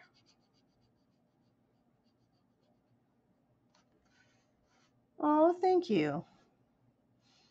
I always kind of take compliments a little more seriously when they either come from other artists or small children, because I think artists tend to be a little pickier and have a little more of an understanding of work and design and things because they've done stuff themselves, and then little kids are less worried about offending you. So if they don't like what you do, they will just flat out tell you, which is great. That's the hardest thing for me at the book festival canceled because that's where I see the most families of any of the events that I do. And I have had a lot of online orders. I've heard from a lot of people who still want to get books for their kids, but it's not quite the same. I love seeing those kids every year, and I don't have kids of my own. I don't really want them because I love kids, but I feel like it's a huge commitment, and I would not have the time to do things like this if I was raising a kid because that would be where all of my time would go. So I still get to make things that kids like, which is cool, and my boyfriend has an adorable little niece, so we get to be part of her life. And I have cats. Cats are enough work. It was really nice meeting you. Oh, yay! Well, yeah, and if you're gonna stream, please let me know. I'm going to if you friend me on here, I will friend you back, and then we can stay in touch because I'm always happy with that. If you have a website or anything, put it in the chat and I'll check it out after I finish painting all these obnoxious red borders. And thanks so much for hanging out. That's been really cool. I love that it doesn't matter that we are in completely different parts of the world. Very, very cool.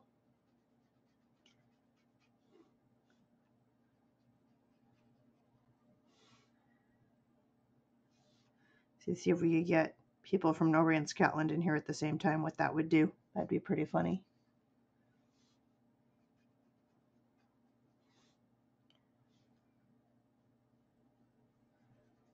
suppose this is not the most interesting part of the painting to be streaming, the fact that I'm just painting red borders on it, but this is kind of the last step to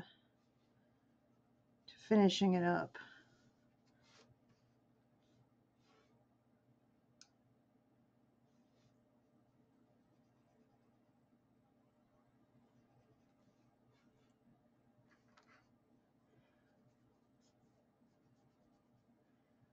I'm hoping I'll have to see if I can find some more artists in the Twitch community and get us all networking some more, though I love when we get people who are not serious artists or haven't tried art at all and they get inspired to do art too. It's cool. Okay, cool. Thank you. I'm totally going to follow you on Instagram. I think mine is under Jessica Feinberg. So you'll probably see that pop up a little later today. And it has been awesome to meet you. I look forward to seeing what your art is like. I'm very excited about that. I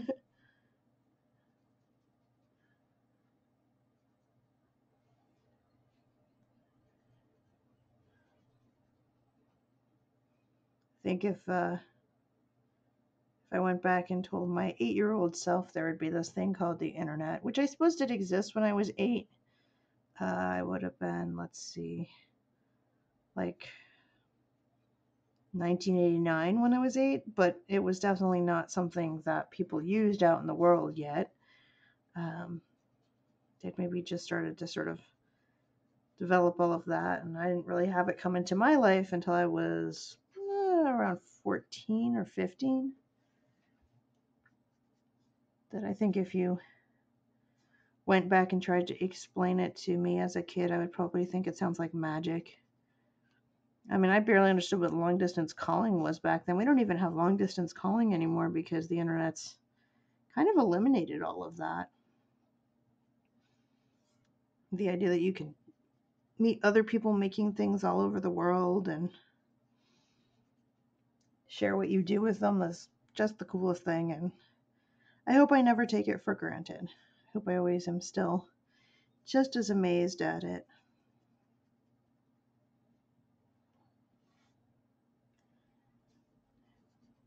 And I suppose I probably could have been doing this sort of streaming 5 or 10 years ago even, but I don't think it was as cheap. I don't think the platforms were as good. I got this camera about a year and a half ago for some of my my Patreon videos, and I was really surprised to see the one they recommended as the best for streaming things like Watercolor. It was only around $50. I thought I would have to buy a camera that was a couple $100. So, like, those things have changed so much so fast. Especially now when we're all kind of cooped up and stuff like that. I think it's pretty amazing that we have this way to not only keep in touch, but visually share either our faces on cameras or our art or our music or our video games, whatever it is we're sharing. I think that's really cool, and I'm glad I grew up when I did before we had that so that I don't take it as for granted.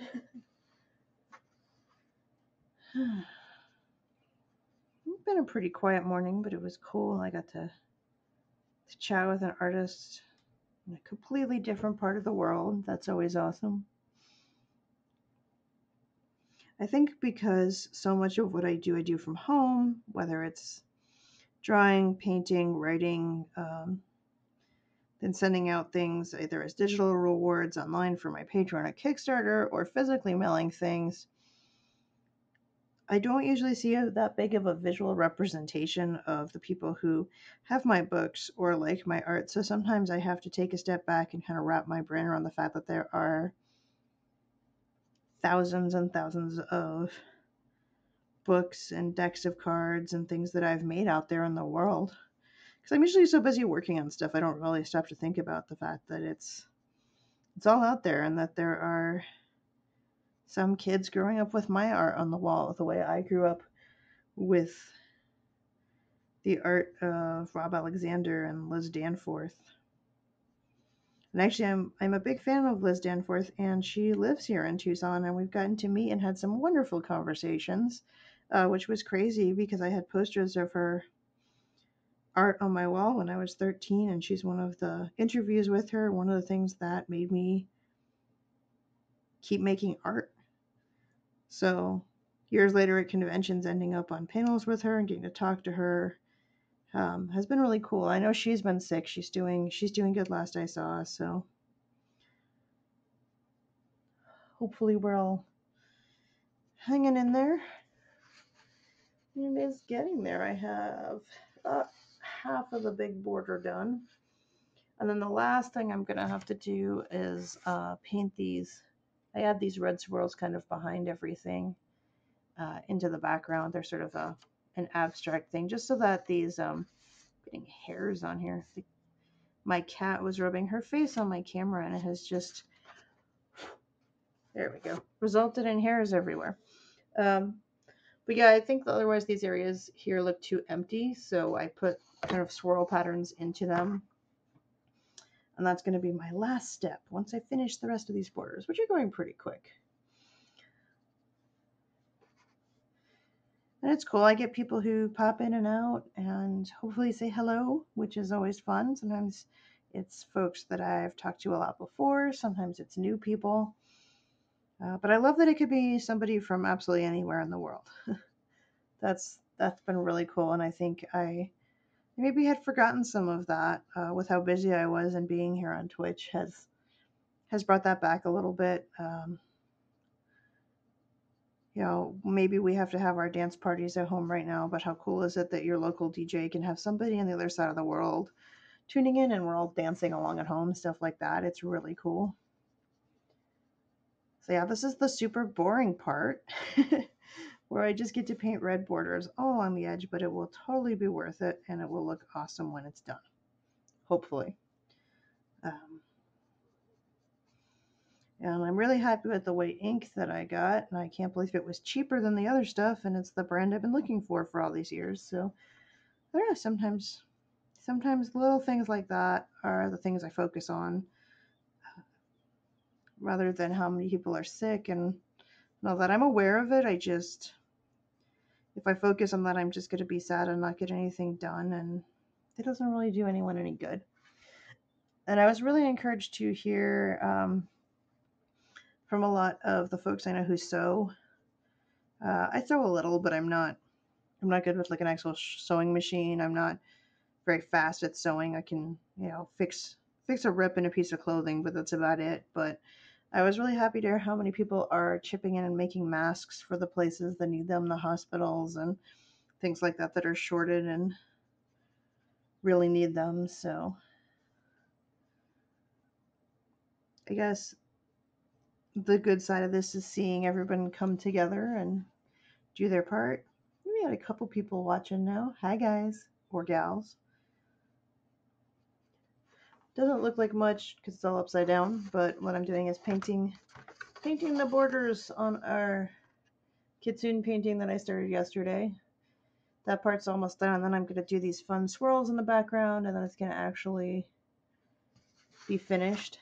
I showed a lot of quicker paintings earlier in the week on here, so I thought it'd be cool to show one that actually takes a good amount of time. Something like this from start to finish with drawing out the critter and all that stuff's probably anywhere from 4 to 6 hours. And then this original will be on its way to Germany in the mail on Monday, which is cool and crazy. I think at one point I used to know how many countries my art was in, but I've lost track. But it's pretty cool to realize I've sent stuff all over the world and been a part of so much. I don't really think about it when I'm sitting at home in Tucson and making art, but then it ends up going to people all over the world. And to me, that makes the internet a sort of a form of magic. And like magic, it can be used for good or evil. So I try to use it for things that make people smile and maybe put some magic into their lives. I think that's awesome. And I've had such a great experience on Twitch, just with having people with someone from Norway in. We've had people from Scotland in. I've had people from all over the U.S. Haven't had a lot of my Australian fans in yet, but I think the time difference might be hard. I'm not sure. I'm trying to vary up when I'm streaming. This week I'm ending up streaming a lot in the mornings here, which ends up being weird times in other places, I guess. Yeah, I thought this painting looked a little plain until I got to put all the fancy red in, which I was waiting for the end so I don't smudge it everywhere.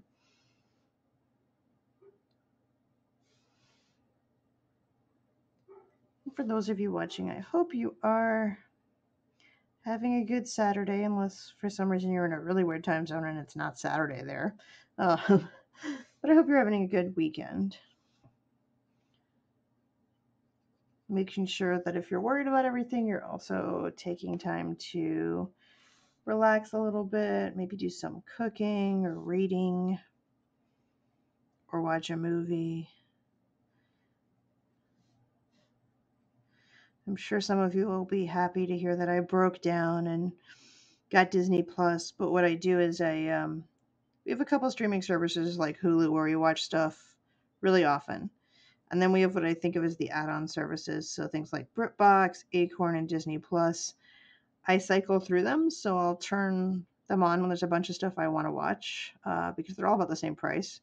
So we turn one on for a month or two and then turn it off and switch to another one when they get new seasons of things, and then we're not spending 15 or 20 bucks a month, we're spending $5 a month. So I'm not a huge fan of a lot of Disney stuff, but I really love Uncle Scrooge, Donald Duck, and DuckTales, and they have original DuckTales and 2, soon to be 3 of the newer season series. They don't have season 4 yet, but turn it back on later to get that. And they have, it looks like, even some Donald and Daisy cartoons, which I want to watch. And then my boyfriend wanted to watch Gargoyles, so I thought, do the week free trial and leave it on for like a month and spend the $5. And especially with us both home more now. I mean, I'm always home, but he's home a little more from work right now, because they've changed the hours and we were under quarantine for a bit. So that way he gets to watch some of those. But yeah, I didn't get it. I think it's funny. I didn't get it for a lot of the things other people list it for. There's not a lot of the big blockbuster Disney movies I want to watch on there. I want to watch the old cartoons, some of that stuff, and a few of the newer cartoons.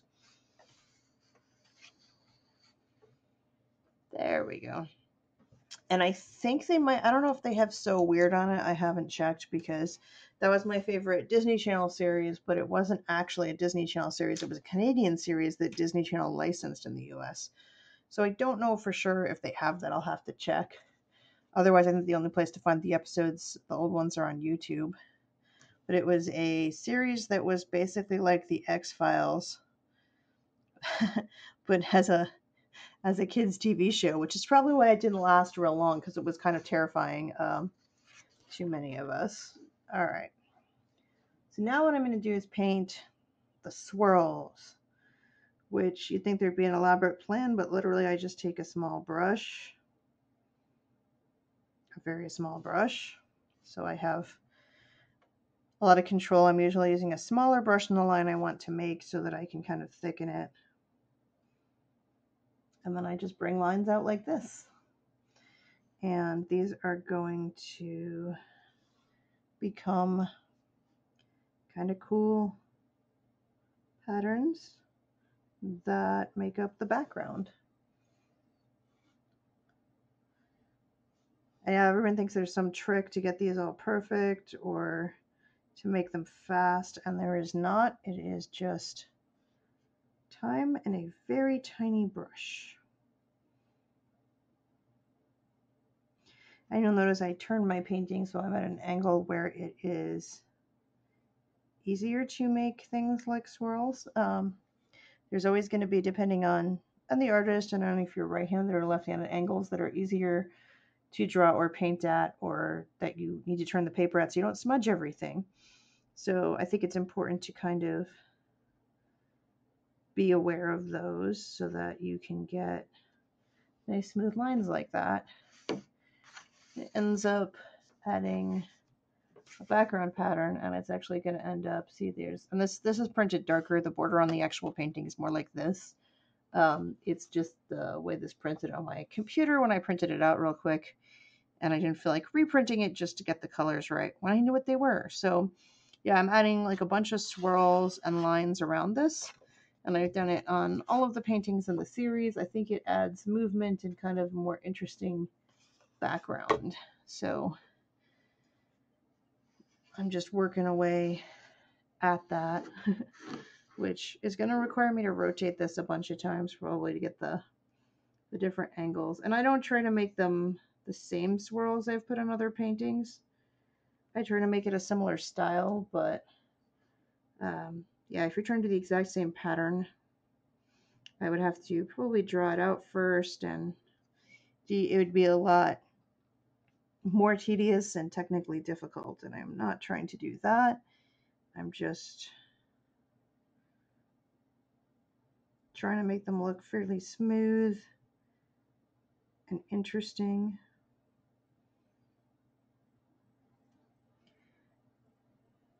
And I actually do overlap them a bit and things like that. I'm just trying to get an interesting pattern to kind of happen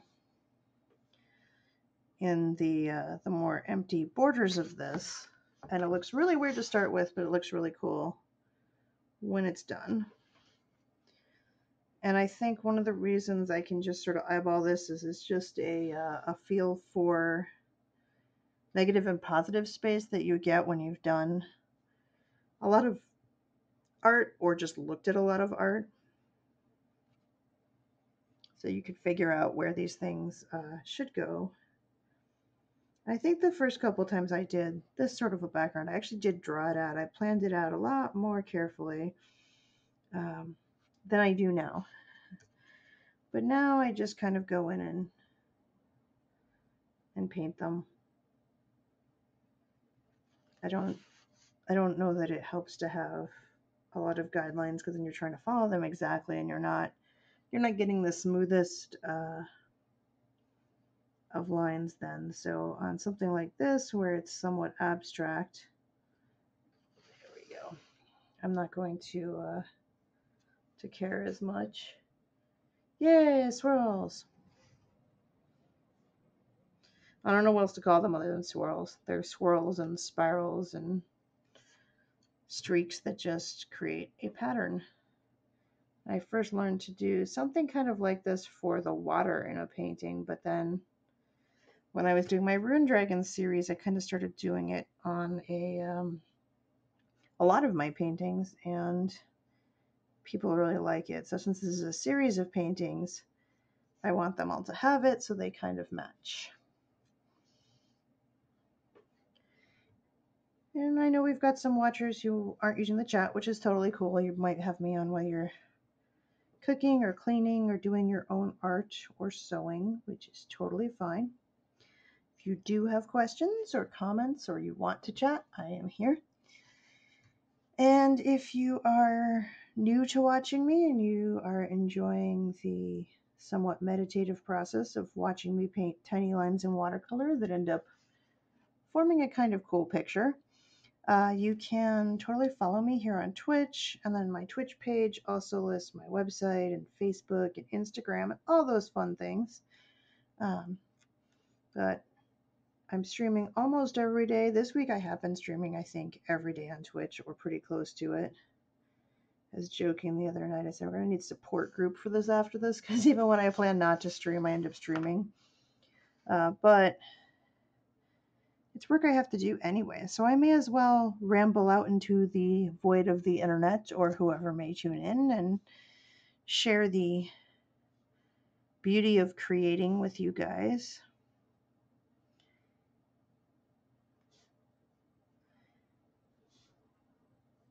And if you enjoy it and you want to follow me and get notified when I pop on here again, sometimes I do list like a formal planned event where we're going to do a bigger event, and I put it on Facebook and my website and things like that, and then we have a specific theme. But a lot of times I'm just doing my daily work. Well, there's one corner done. One corner, okay.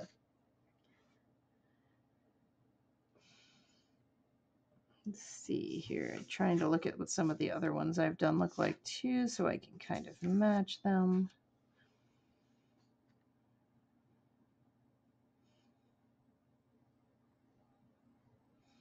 And doing this sort of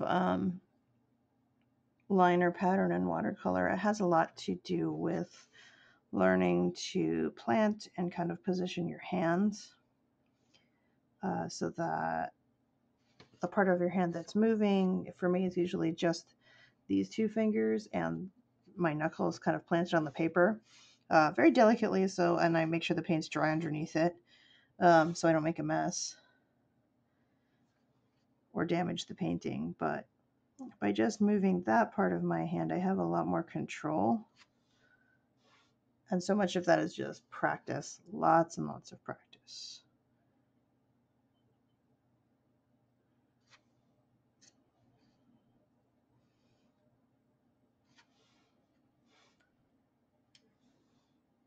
And I'm hoping everybody is having a good weekend. And I know as things have worn on and we've had a couple weeks go by, a lot of people are getting kind of depressed and down. And I think it's important to do something that relaxes you, that you enjoy, whether it's painting or reading right now.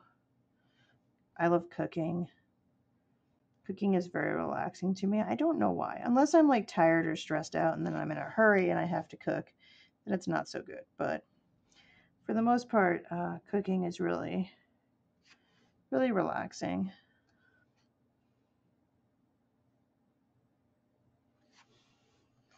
Here we go. I'm sure me painting lines on the edges of this is not nearly as interesting as when I was painting the fox face and all that yesterday. I'm always happy to answer questions about watercolor or art or painting or the tools I use or where my ideas come from, things like that. I'm always happy if anyone has questions. I'm just happy to see like 3-4 people popping in and out occasionally. That always makes me happy.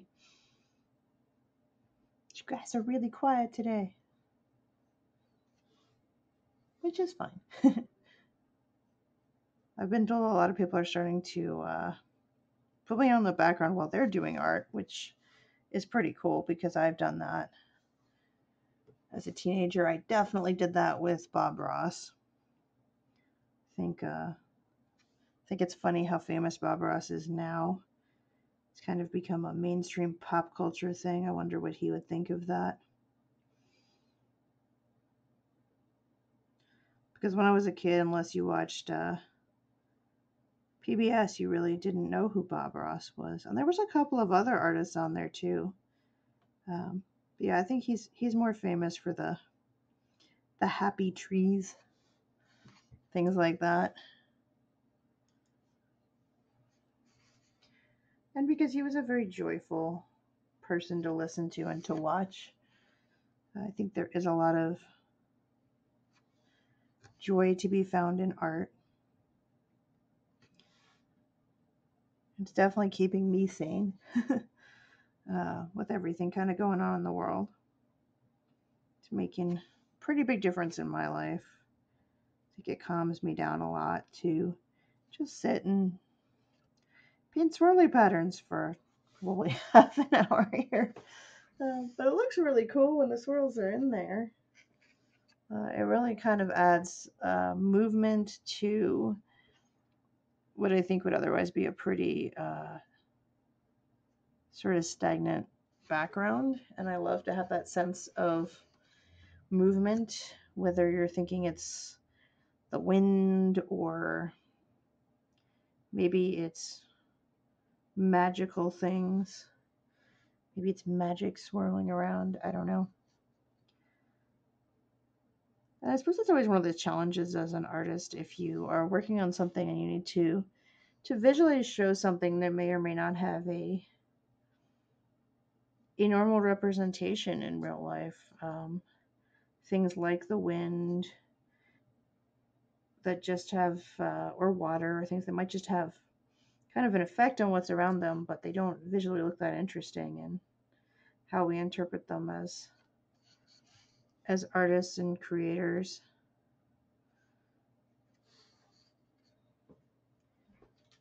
And I suppose at some point I'll get out of my phase of putting swirls and everything. I don't have an option with this one since it's got to match the ones I've done already. And I don't mind.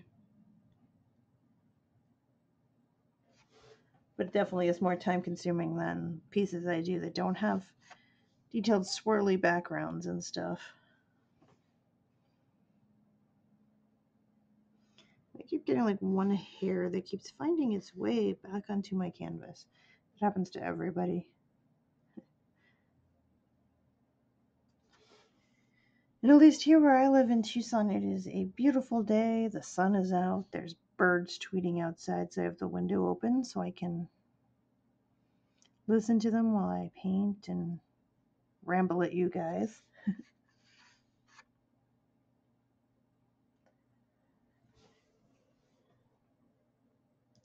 And I want to see if I can zoom this out farther or not. Nope, I guess that's as far out as I have my camera set, so don't get to see the whole painting at once. I have a sneaking suspicion that one of you guys is supposed to be asleep in the other room and is actually my boyfriend watching me. Pretty sure he's on the stream. Because we kind of troll each other a little bit that way. Okay.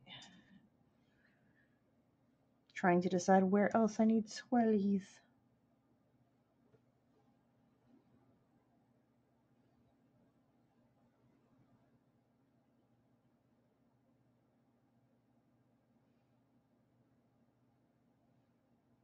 So yeah, hopefully I'm not shattering any illusions that I elaborately plan out exactly where each swirl will go in my paintings, because I usually have like a central sort of circle like this, like behind the fox, and then the swirls sort of follow that sort of circular pattern, at least somewhat. But other than that, they are not very planned out.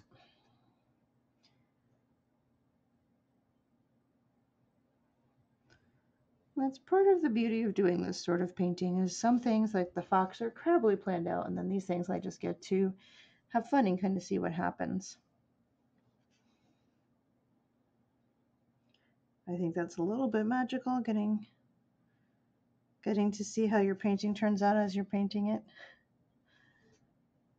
And I always think painting's the coolest part is watching kind of this part, kind of the last things that I did catch you. I knew you were on here. You're supposed to be resting. You said you didn't feel well.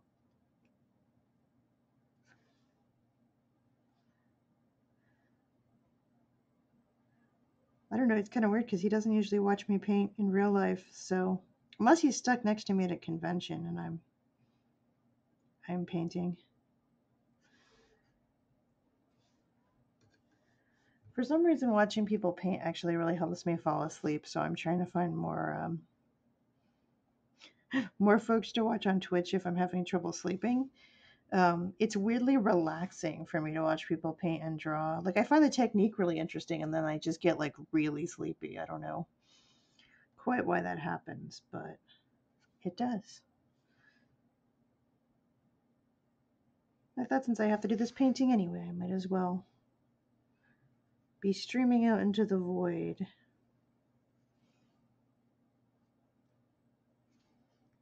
But I made one new friend on Twitch today, so that's really cool. When I'm done here, I'm going to go follow her and find her art.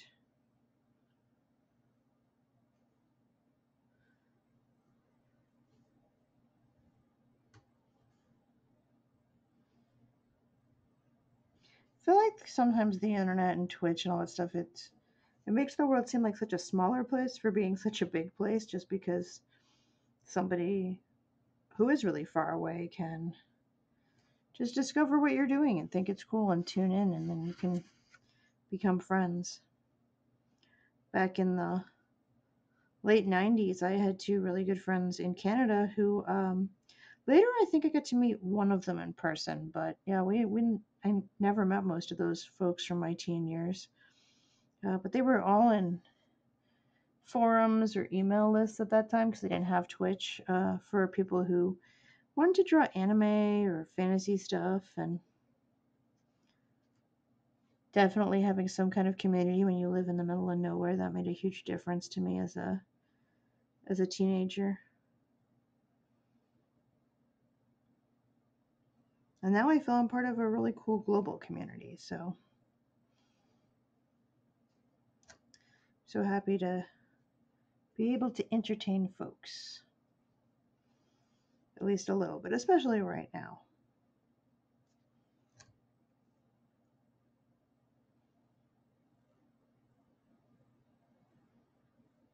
There we go. That is one side of Magical Swirlies all done.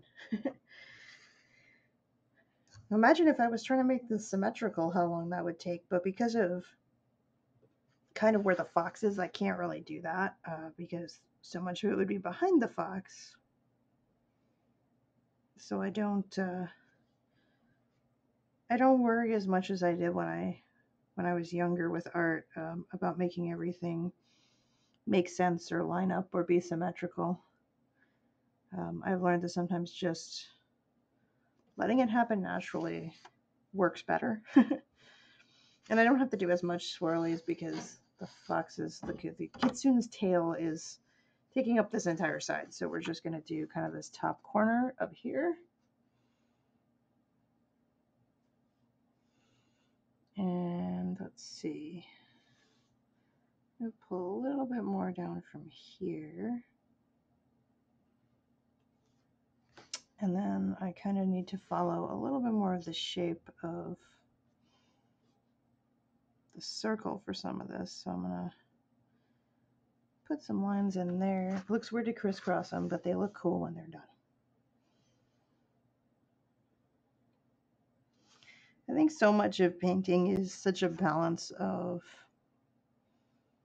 control and then also just sort of letting go at the same time, letting things be a little bit of an experiment or an adventure or magic. I always find it amazing if I meet an artist who doesn't believe in magic, because we're taking blank pieces of paper and we are bringing to life things in colors and patterns and emotions that didn't exist before that. You're making something that has not existed in that way in the world until now. And if that's not magic, I'm not really sure what is.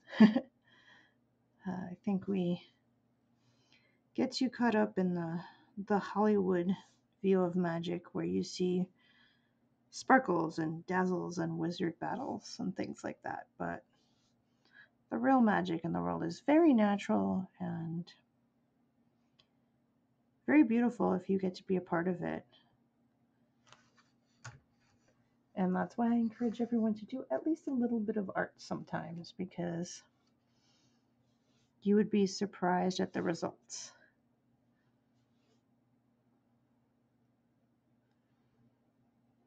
Then probably sometime today or tomorrow, I'm going to be doing a whole bunch of writing too. I need to really crank into the writing for my new book, which means the folks who are Patreon subscribers, you're going to get a whole bunch of preview pages pretty soon, which is pretty neat.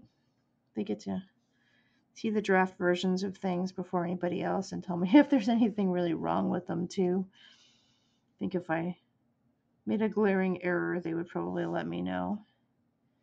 Then everything goes to a whole proofreading team once the book is basically together.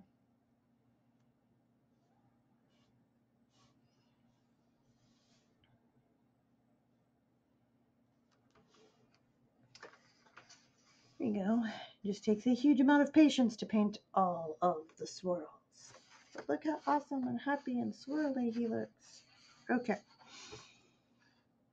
And I feel like I'm also going to need to do one last thing when I finish my swirls, which is to darken a little bit around some more of these tails, because they're, that one especially, it's kind of fading in too much. I try to take a step back and really look at paintings overall as I get near the end to see, like if you view them from a couple feet away, are things looking as they should? Are they getting lost? Do I need to fix any of that stuff? That sort of stuff.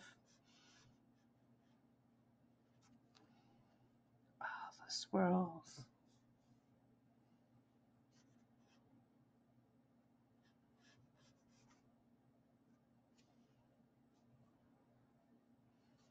I think this is looking pretty good.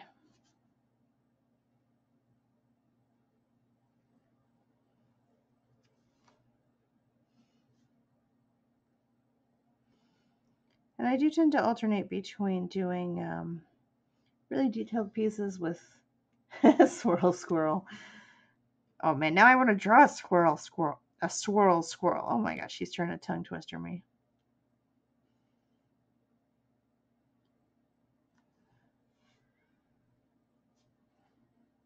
Squirrel covered in swirls.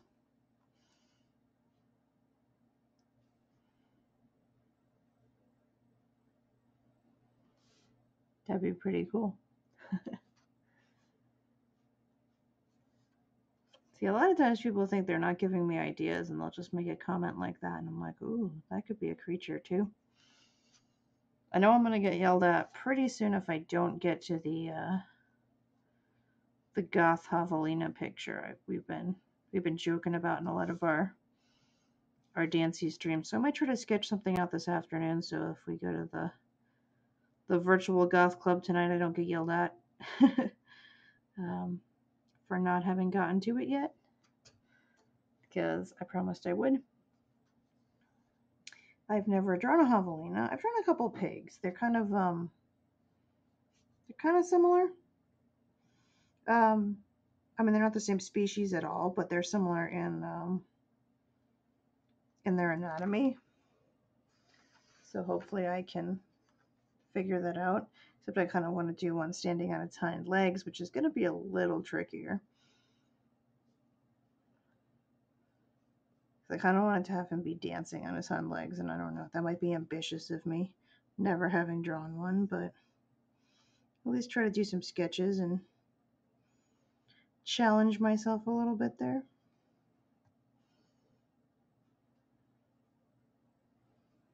I think this is almost done. I don't think it needs too many more ridiculous swirly things, or it will just be a little too carried away here.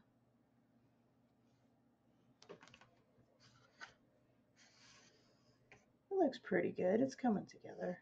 Try to give it, I don't know, not too much planning, but also make it sort of look like it's one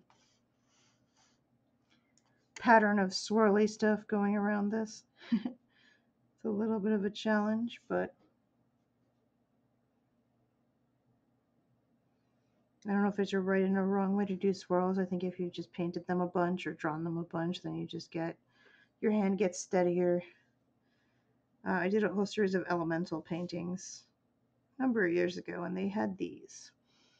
So that kind of got my hand a little more trained in doing them.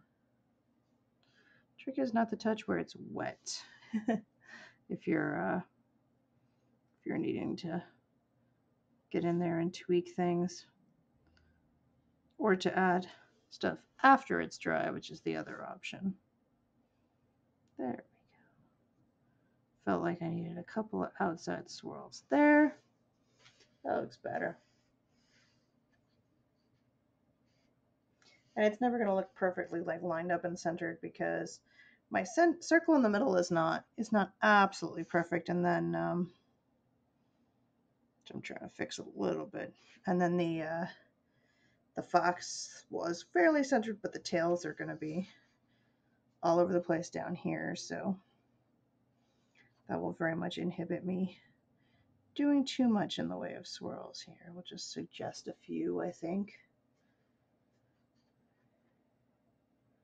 And I always super admire when you see a lot of the traditional Japanese brush paintings where they always do trees and flowers and they make it look so easy, and it's just so much practice.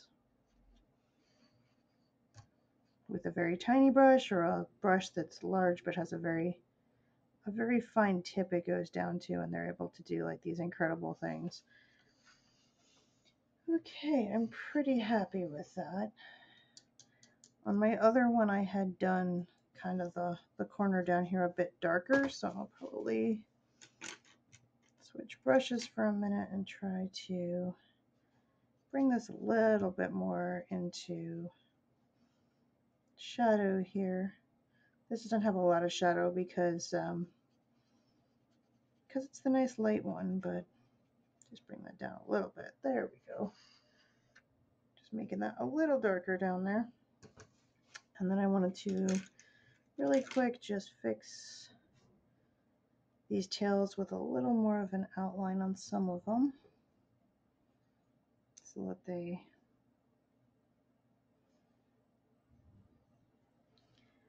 they stand out the right amount. I think it looks weird if only part of it has the outline. There we go. Oh yay! More friends. Hi guys. I think some of you guys saw me working on this one yesterday. This might be our only one that's gone through like 2 entire painting sessions on Twitch where I'm just painting. I read the fox sketched out before I even got on Twitch, and it's still been 2 of them because it's such a big piece. I have done even bigger pieces than this, which are crazy time consuming, but they're very hard to store and to ship because you're ending up with something so oversized. So I found this is sort of the happy medium for me as a crazy detail person, where I can put all the details I want in without losing like 4 days to one piece. I'm very happy with the white ink I got, so that's good.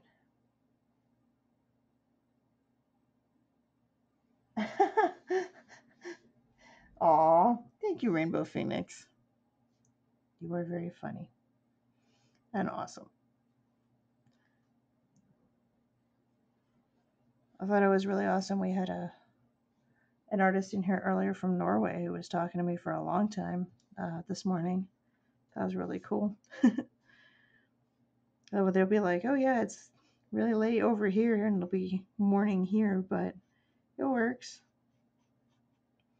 I think this is pretty close to done. I'm just trying to kind of pop the tails out a little bit more, because sometimes I think I need a little more shadow in places. I really want to make sure that this tail at the bottom kind of stands out at least a little over the edge. And you can see the red isn't really smudging as I'm going over it. If I used a lot of water, it would be. So that's why I waited to kind of do the red till I had the tails at least mostly here.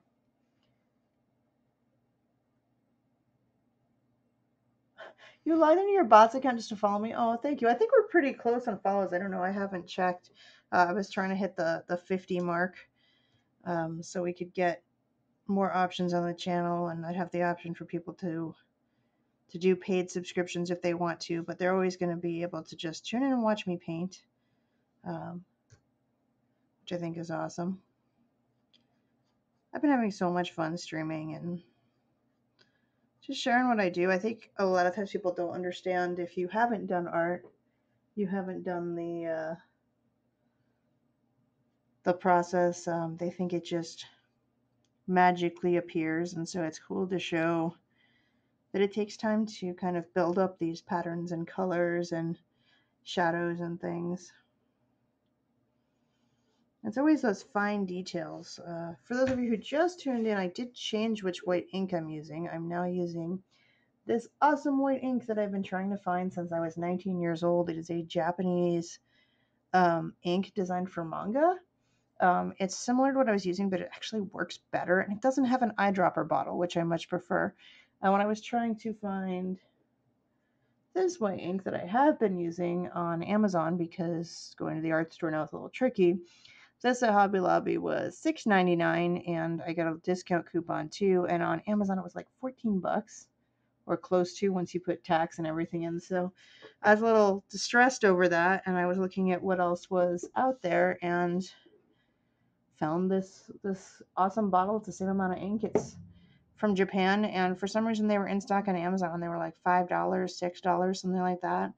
And I was really, really happy because this ink is really easy to use. It's really good. I think it lasts better in this shape bottle than the glass ones with the eyedroppers.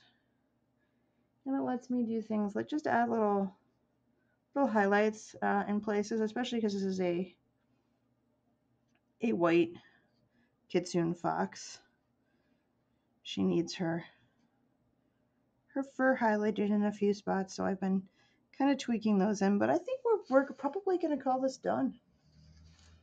And if you are watching and you haven't followed and you want to tune in for more art, I'm going to be doing a digital stream pretty soon, I think, because I need to design mentioned this earlier in the stream, I need to design the cover for my next book, which I often at least design, if not completely paint digitally. So I think it might involve dragons in a martini glass, so that should be pretty fun. But if anybody has questions about drawing, painting, any of the things I'm doing, I've talked a little bit about paint brands and paper brands in this video and other videos, but I'm always happy to talk about more. And this picture is designed to match this guy. And this is just a little quick printout I did to make sure I could match him and be the fox form, the full fox form of this gal. And I'm pretty happy with it. I think it'll match it nicely and kind of complete the set of 4. I don't have to come up with some other set of pictures that have to go together to work on. I'll have to think about that. But I think that's going to be about it, unless anybody has questions or comments or things that they want to ask. I will almost certainly be back in the next day or two and do more streaming. And now I think I'm going to go have some kind of lunch because I'm kind of hungry. So I will see you guys later. And I like how I've been on here for like 2 hours and it's always at the end. I feel like I get a bunch of, oh, you had sushi for lunch. Well, I had poke for lunch yesterday, so I'm okay on the sushi department. Otherwise, I'd be very jealous. But hope you guys stay awesome, and you can always go back and play back the stream or play back the earlier stream from yesterday on how I painted this whole foxy guy in the middle. And stay awesome, and maybe I'll see some of you guys tonight in Plastic Diseases stream for some awesome tunes that she's going to be streaming. So I will sign off for now and stay safe and be happy and try not to let stuff get to you. Create. You can find all my contact info on my Twitch. I've got raredragons.com. I've got my Facebook, my Instagram, my Twitter, my Patreon, all that stuff listed. And Patreon subscribers have been really helping me out since I've had so many events canceled. So if any of you guys are tuning in, thank you so much. And I will see you guys all again soon.